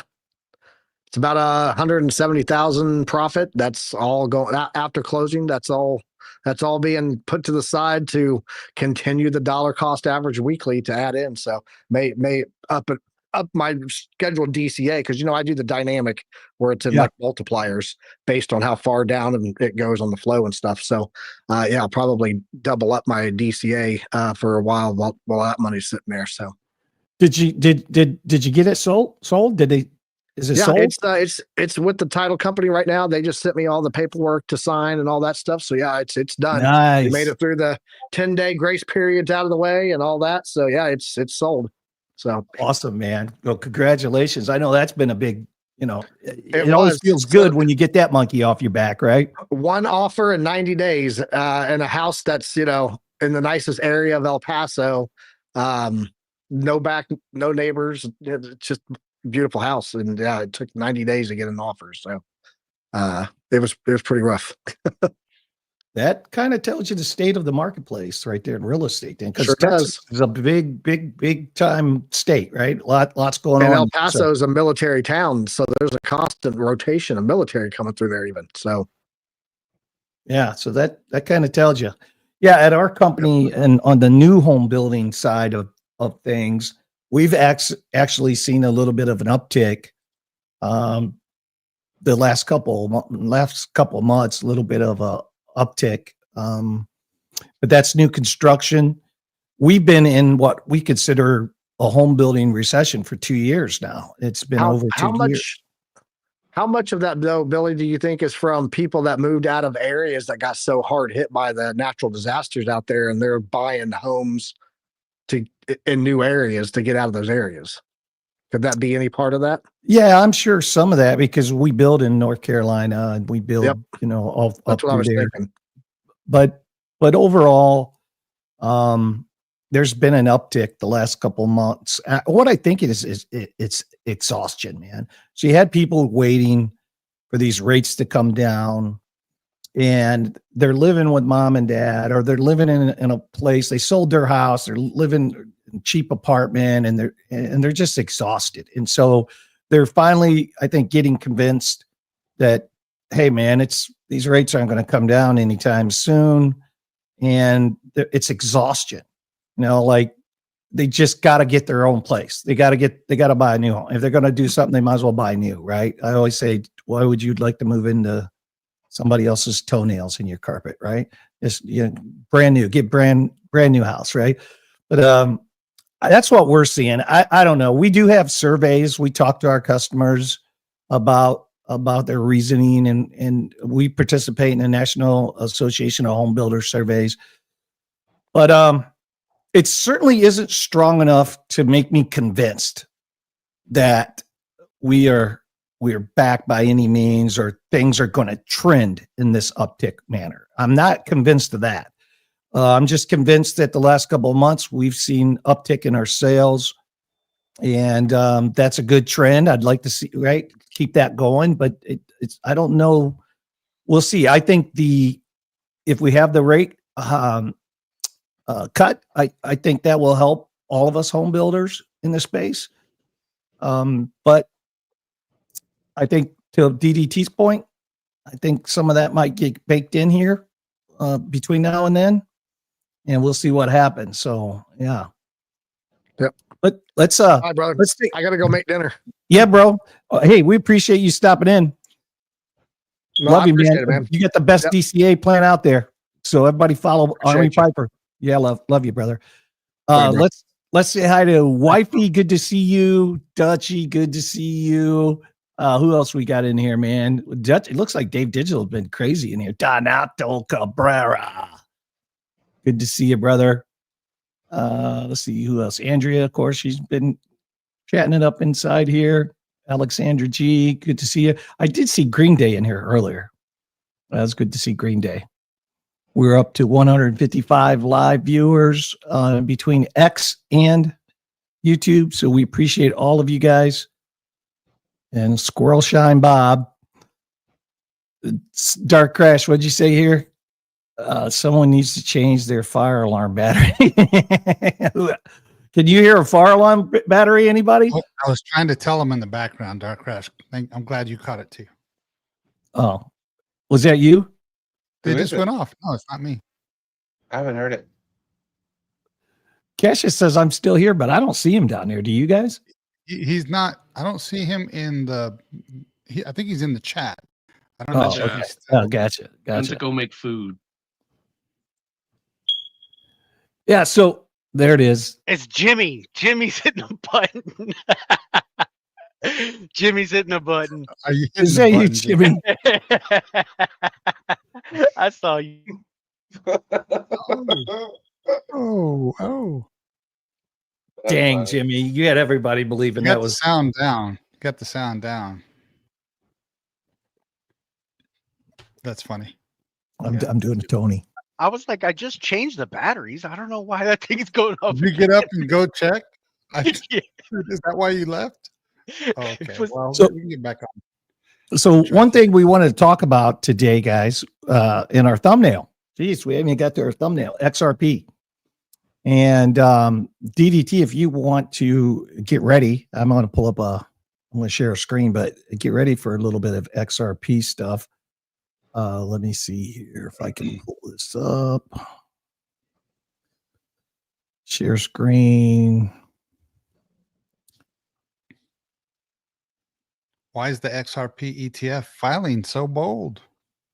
It's ready to grayscale the haters and paint the market green. Let me minimize this thing. Hold on, Billy, you guys. stepped on the punchline. Oh, I did. That's all. How did I step on it? Okay. I'm going to reject those. So yeah. So, here's some crypto news, right? So Grayscale Bitwise among firms updating filings for Spot XRP ETFs. And we know that they're adjusting, right? So you got Franklin, you got, so everybody knows Franklin. That's where our 401k is with 21 shares, Wisdom Tree, Grayscale Bitwise, Canary, all working to update their XRP filings. Why? Because they are getting feedback and they want to make sure that it's all going to go through. Which I think guys, with this kind of climate that we're in, I really think that it's going to happen. And when that happens, well, what happened with Bitcoin? What's happening with ETH? What's going to happen right here with XRP? Now, set aside the XRP army, set aside all the hype, the 589, all that stuff. Look at just the money that comes in from these ETFs, guys. I mean, it's pretty significant. It's billions and billions of dollars that are coming in. And that's why I'm long on XRP just for myself.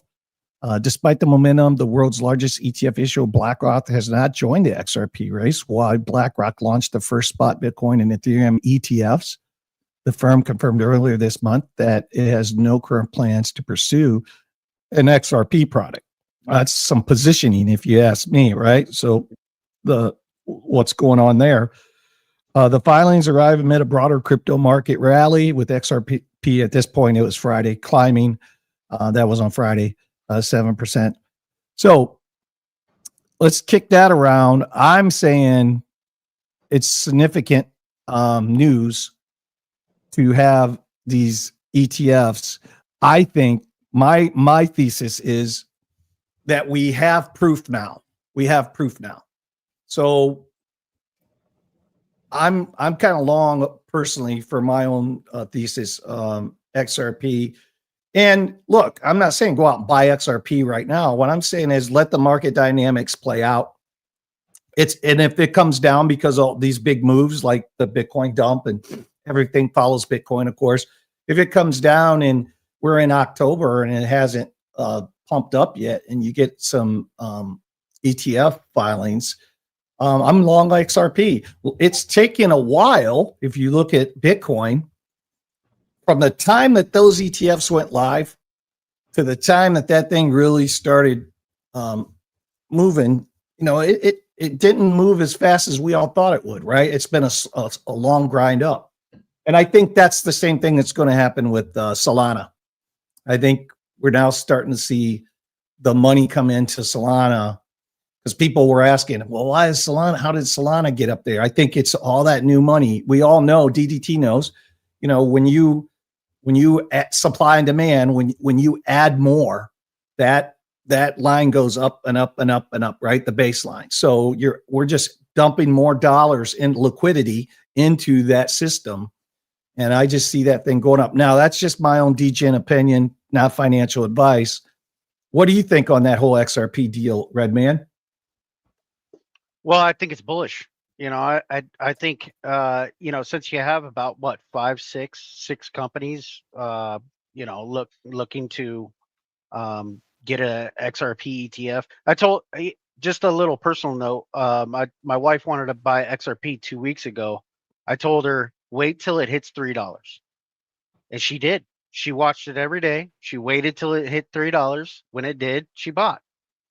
And is it going to go down much more? Who knows? But I just thought $3 is a good support area to buy. And I was looking at this news a couple weeks ago because I noticed that they had made changes after that was suggested by the SEC. When that was suggested, that's when I told her, because she asked, should I buy XLM or should I buy XRP? And I told her there's a greater chance of the XRP ETF being passed. And it had more upside at the time to buy XRP. So I told her, wait till it hits $3. It hit $3. Boom. She bought. And then, today we transferred it over to a digital wallet. And this is for somebody that doesn't know anything about crypto. Crypto is actually a trigger word for my wife. It's a trigger word. Like, she goes off because she's had to deal with me for the last 8 years. But God bless her heart. I wake up every morning, she's still there, so we're good to go. Anyways, no, going back to the subject. Yeah. So this looks like it's going to happen. We can't definitively say it is going to happen, but yes, all the arrows are pointing in that direction to an ETF. And BlackRock's saying they don't have a position, but remember when BlackRock was saying Bitcoin was a scam, they were accumulating Bitcoin. So I don't believe them. I believe they've been accumulating XRP probably this whole time. Yeah, they're on a world stage right there with Brad Arlinghouse. One as well, to agree with Redman. Yeah, pull up the chart if you want there, Darren. It should still be in the queue. Okay. Yeah, if you pull it up. So, yeah, at this point, XRP, it has obviously retraced. It got to like 360-ish, 365, 366. Got a weekly red dot.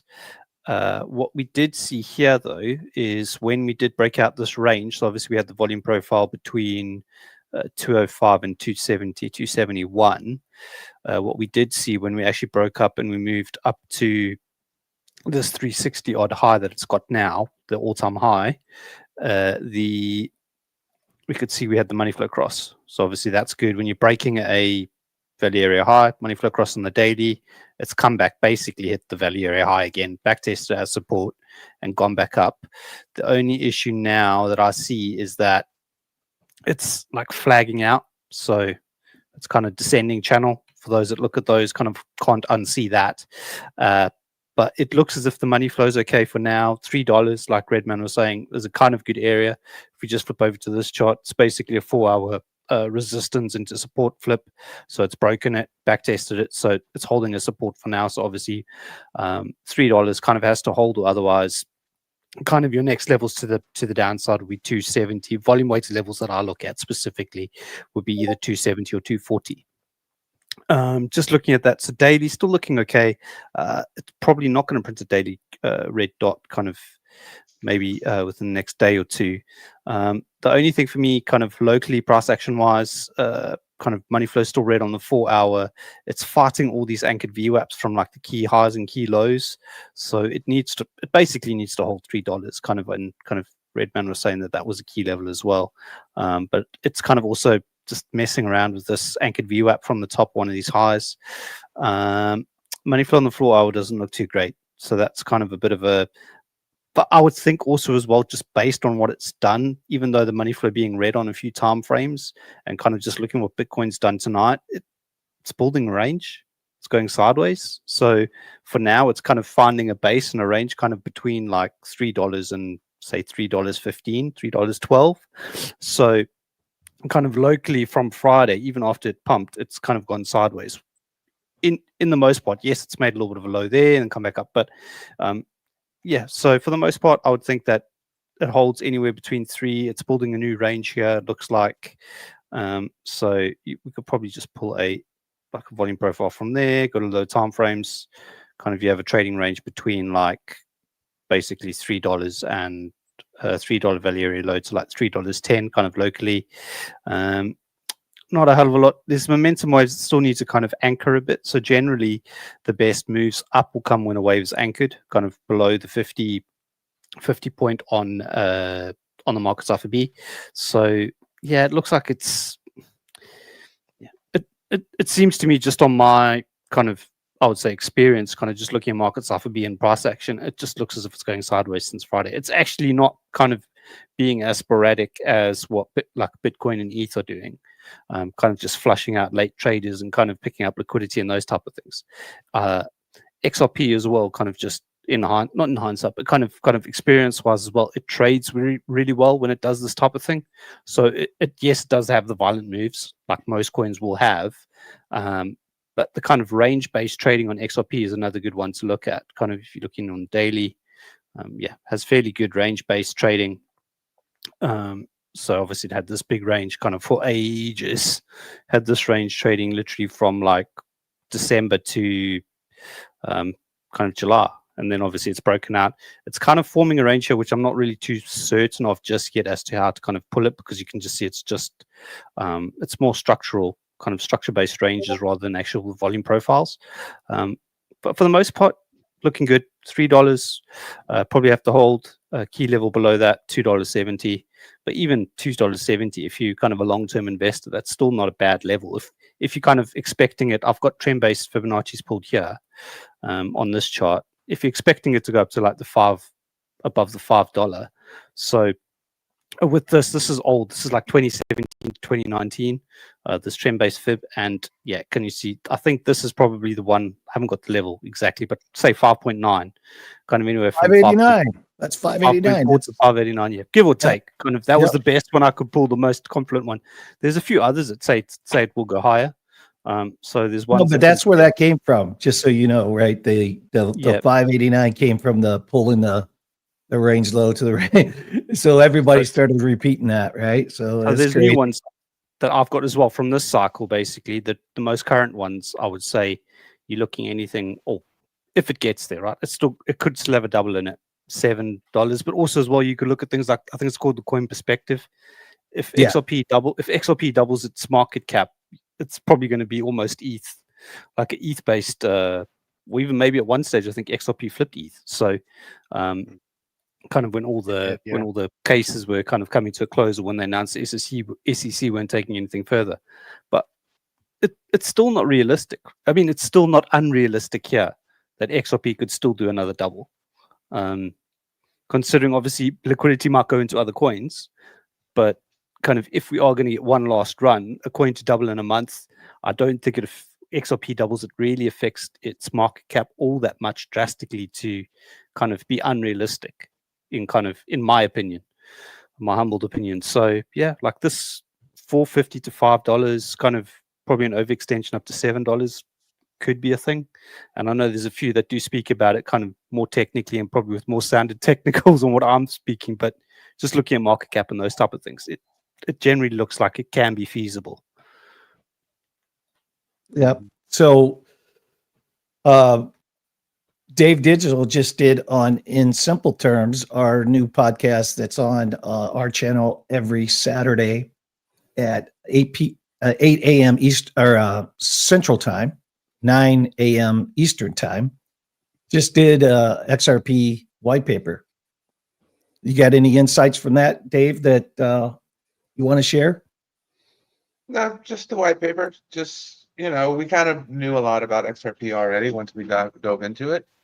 It's just we kind of understand what they are doing. They won't all the way replace Swift, but they'll take a good portion, and that's their idea. They're not necessarily playing nice with those guys. Yeah, They're I think looking as well to acquire assets all along the way. I think as well with the XRP ledger and kind of the whole kind of creating almost a junior competitor to Swift and the Swift system, you just got to think of as well how much actual value does that add to XRP as such. I think it's more in regards to the Swift system is going to be, or their kind of Swift equivalent on the XRP ledger is going to be is it RLUSD? It's mainly going to be dollar derived movement. But also as well how the fees work on that. So if it depends how they work. I've not looked into it too much, but I think the mechanisms of how they work out the fees. So obviously, if the fees are being paid in XRP to kind of move your RLUSD and move your fees, kind of do your transfers, that obviously will bring value to the XRP kind of native system, native blockchain. So, or the ledger. So I've not looked into the mechanics. Maybe Dave can comment on that. But I think there is some value add specifically because of that could probably kind of have an effect on price. How much effect on price? Obviously, we won't know until kind of all of that's rolled out and kind of in motion. But generally, I think there could be a little bit of add-on value to the XRP and kind of with their deployment of the XRP ledger specifically. It's kind of compete with Swift. What I don't understand is we have just massive creation and government backing stable coins, right? So if you got a US digital dollar stable coin and Trump's organization's creating, their own stable coin as well. Long story short is if you have a digital stable coin, US stable coin, how does that not work as a replacement for Swift, a settlement rail? I mean, before I get it, right? Like the whole idea of XRP replacing Swift and the old archaic system, we all know about it because we all deal with it. You get it. I tried to move a little bit of money from one bank to another and took, I don't know what I say, 7, 10 days, 8 days is crazy, right? But if you have a stable coin that's a US digital dollar stable coin, that's where it gets a little confusing to me with XRP and Ripple and it's just a differentiation on that.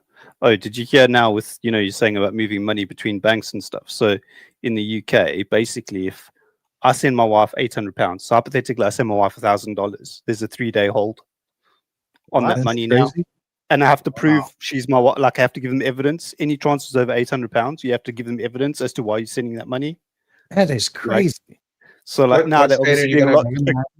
They're being a lot more strict with kind of moving money in the banks. And obviously I do quite a bit. I've got 3 banking accounts, so I move money all the time. So now I have to like watch how much I move, and kind of they're putting limits. So I think the banking system is starting to take a bit of strain.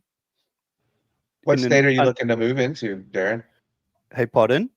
What state are you looking to move into? You Not coming to moving Florida or anywhere. Texas? Or, But yeah, like I do move a bit of money around, and this is the thing. I think these things with XRP, obviously just using the ETH, USD, T or whatever it is, the other stablecoins, USDC, is so much easier, kind of, and it's transparent as well. So if they want to see I'm moving, yeah. So the crypto kind of stablecoins, they have their benefits, right? It's just adoption and obviously teaching, kind of updating older people or kind of people who are more set in their ways, kind of with the banks, to kind of onboard and then obviously be able to learn and teach and kind of those type of things. But there'll be various ones now. Obviously we have XRP or the ledger with RLUSD, but there's definitely kind of bigger or kind of other projects as well that will have quite a lot of USD kind of moving specifically now, kind of to move away from the Swift, I think. Billy Goat Tails is the bee's knees. Hashtag givers gain. Givers gain. Oh my goodness gracious. All right. Well, we only have 9 minutes left, guys, in the whole entire show. This went fast. This went super fast. We didn't even get to half of our topics. We didn't get a chance. Let's at least talk about. We got to do that giveaway. Yeah. And we also have, I think Tony's been practicing ballet, right? Did you want to Spin show the us wheel? Tony? Spin the wheel. Spin the bottle. Spin the wheel. Ballet. I don't know what you have up your sleeve, Dave. No, I'm kidding. Yeah, we should probably spin the wheel and give that giveaway since we didn't do it last week.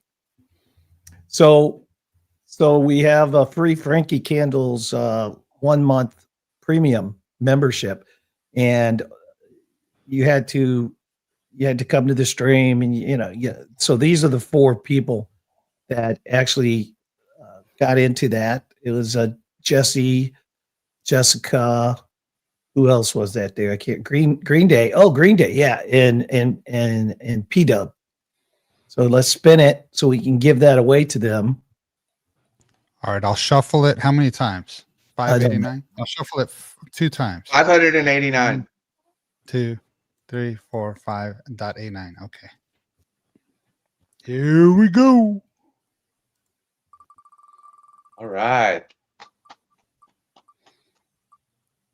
Dun, dun, dun, dun. There you go. Jessica. Show Jess. Jessica. Go just one. Show Jess. Congratulations, All right. Jessica.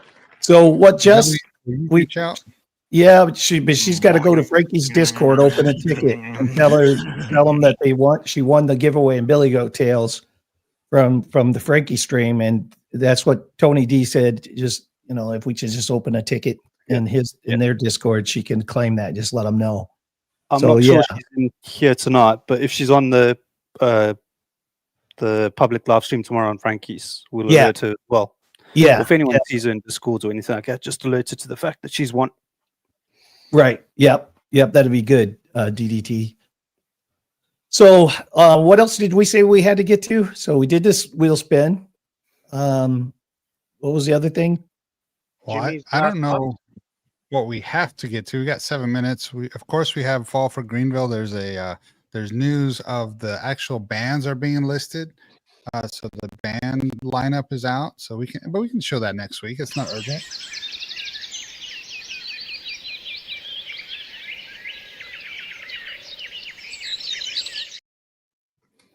Okay, I gotta pull that up.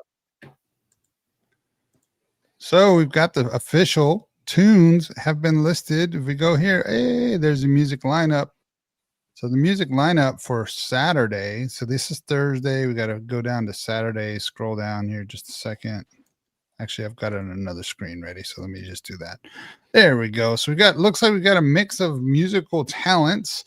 and opportunities from the record company, the cold stares, the bright light, social hour, making moves. Easy honey. Let's go, easy honey. Easy honey. Alex Rogers. I don't know if he's related to that other Rogers Mr. guy. Rogers? So what is this all about, Tony?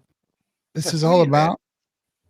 the Fall for Greenville, Billy. This is the foodie event that you've been telling us about for so long. The Fall for Greenville. It's going to be in October. We have our Billy Goat Tales team meetup, and as well with Poman, who won the drawing by holding one of our NFT Easter eggs and being the lucky winner for this year's trip. Of course, if you want to enter for the trip, then you're going to have to jump onto our Billy Goat Tales website, look into the mint info, and go mint yourself an official mint. If you get one of the 100 Easter eggs, you'll be entered into next year's trip with the team. So, and then also you have an opportunity.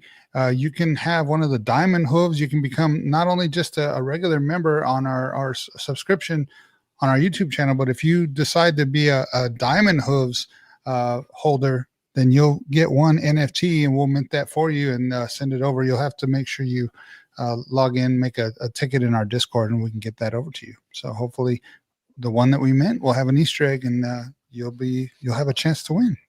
And where is that Diamond Hooves level at, Tony? Is that the $29.99 level? That's the $29.99 level. Yep, it sure is right there in YouTube. $99.99. This And is we're where looking we're for going to be. somebody. Are we looking for somebody to bust the diamond cherry? Probably. No, I'm not touching that. Okay, don't touch it for the diamond cherry. The other thing I think that we needed to share is that, and we'll talk more later on, is that we have Cardano governance empowering D-reps with AI staff. Dave Digital did a lot of work to help kind of build like a chief of staff and an AI staff to help D-reps on the Cardano network. We put in for a funding for Catalyst, a Catalyst funding.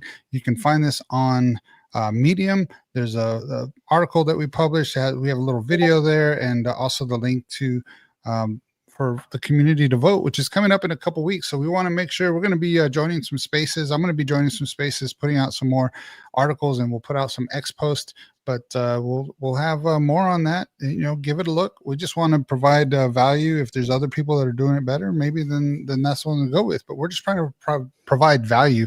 Dave Digital's done a lot of great AI work on the back end, and we just want to give back into the Cardano network and the Cardano community because we have our NFT book there. We just have supported a lot of those communities for a long time, and we love to do that there. So a little bit off the cuff. Yep. That's fine. Let's bring it, buddy, back up. Okay. I think it's time for Jimmy Jim's final thoughts, isn't it? Go, Jimmy! Oh, we got to open the club.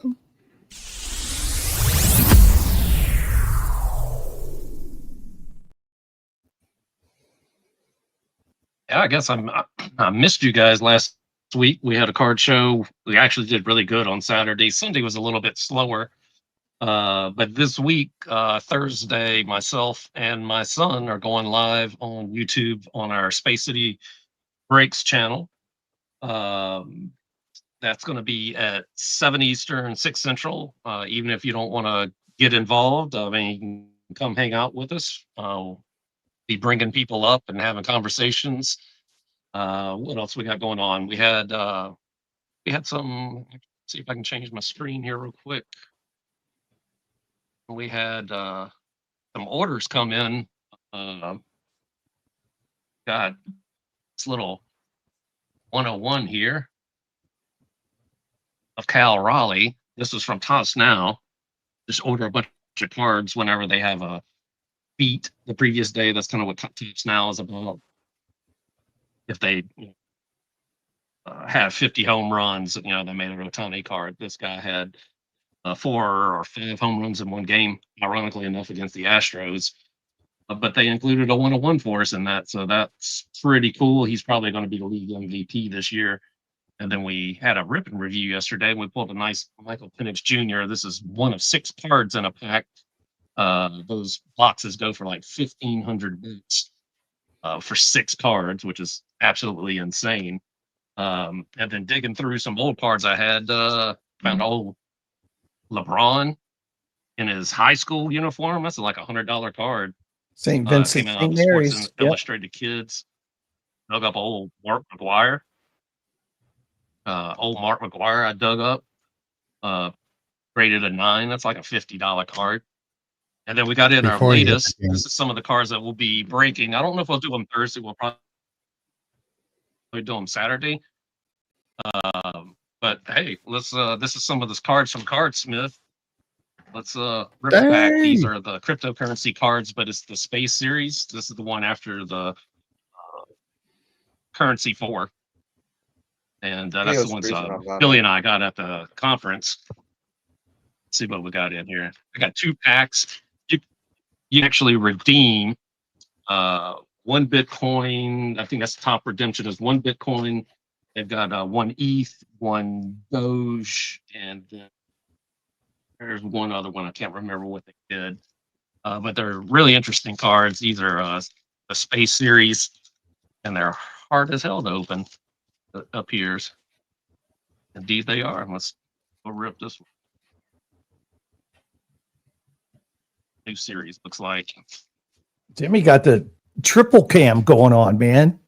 Love it. Nice full of Bitcoin. Oh, that'd be awesome. Yeah, that's what we use for our streams. So you can see what's going on. And Andromeda. Rocket. Here's a cold foil. I think that's what that is.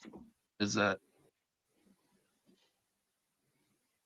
I don't know if it's on my end, but it's just like freezing up. Is it? Yeah, I Yeah, a can't little hear him bit. and it keeps freezing. Yeah, you just so you know, Jimmy, you Could be keep on my freezing end. up. Yeah. I think the video is freezing. Yeah, the video's freezing and the voice is freezing. Yeah, maybe. It's possible. I want to see Then we Jimmy got pull a one more here. Bitcoin card, dude. That would be so freaking awesome. That would be pretty awesome. Max Planck. Yes, telescope. Oh,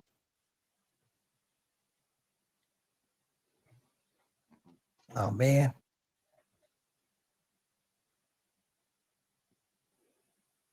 Kaboom. I know, man. It's anticipation's killing me. Now he's frozen. sun and no redemption. Oh man. Antimatter.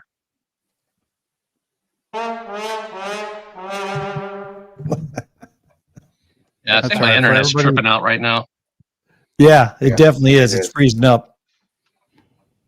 Yeah, K Dig says praying for AOL. Yeah, I remember these AOL style days.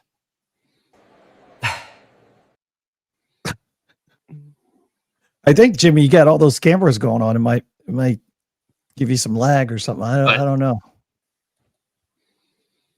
It might have tripped it out a little bit. Yeah.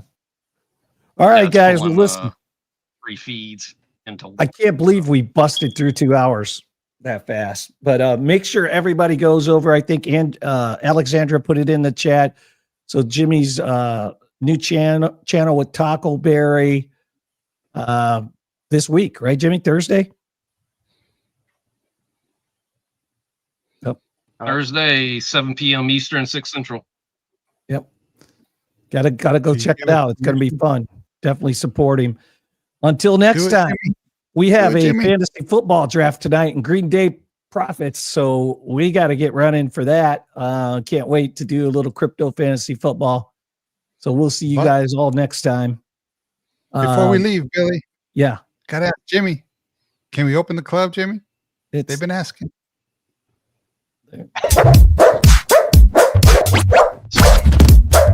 Spin it. Wait a minute. What was that? I didn't do anything. I didn't do anything. You better They hit were it. asking Tony, and the club, so I gave it Biomix, to him. boom, boom, boom. I didn't do It's it. looking in on us. That's a little teaser club, wasn't it?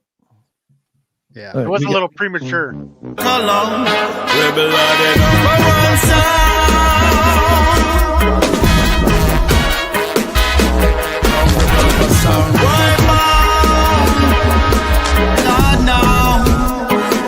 Baby, tonight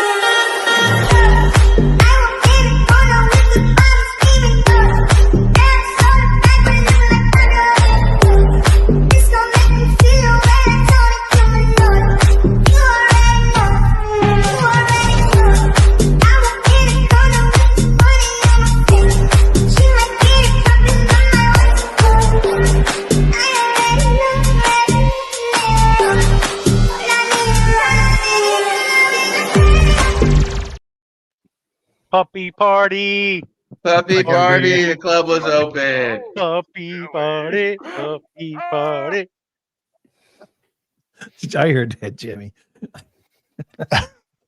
All right, guys. Thanks for tuning in to Billy Goat Tales. We're kind of crazy today, but we love you. Thanks for tuning in. We appreciate you. We'll see you next Sunday, but also on Tuesday, right? We'll be on Great Trading Space coming up.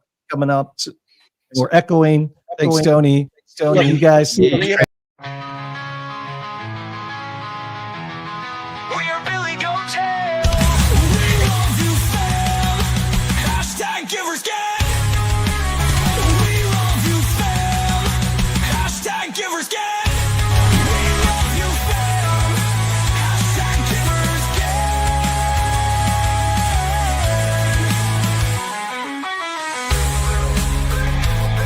We love you, fam. Hashtag givers get.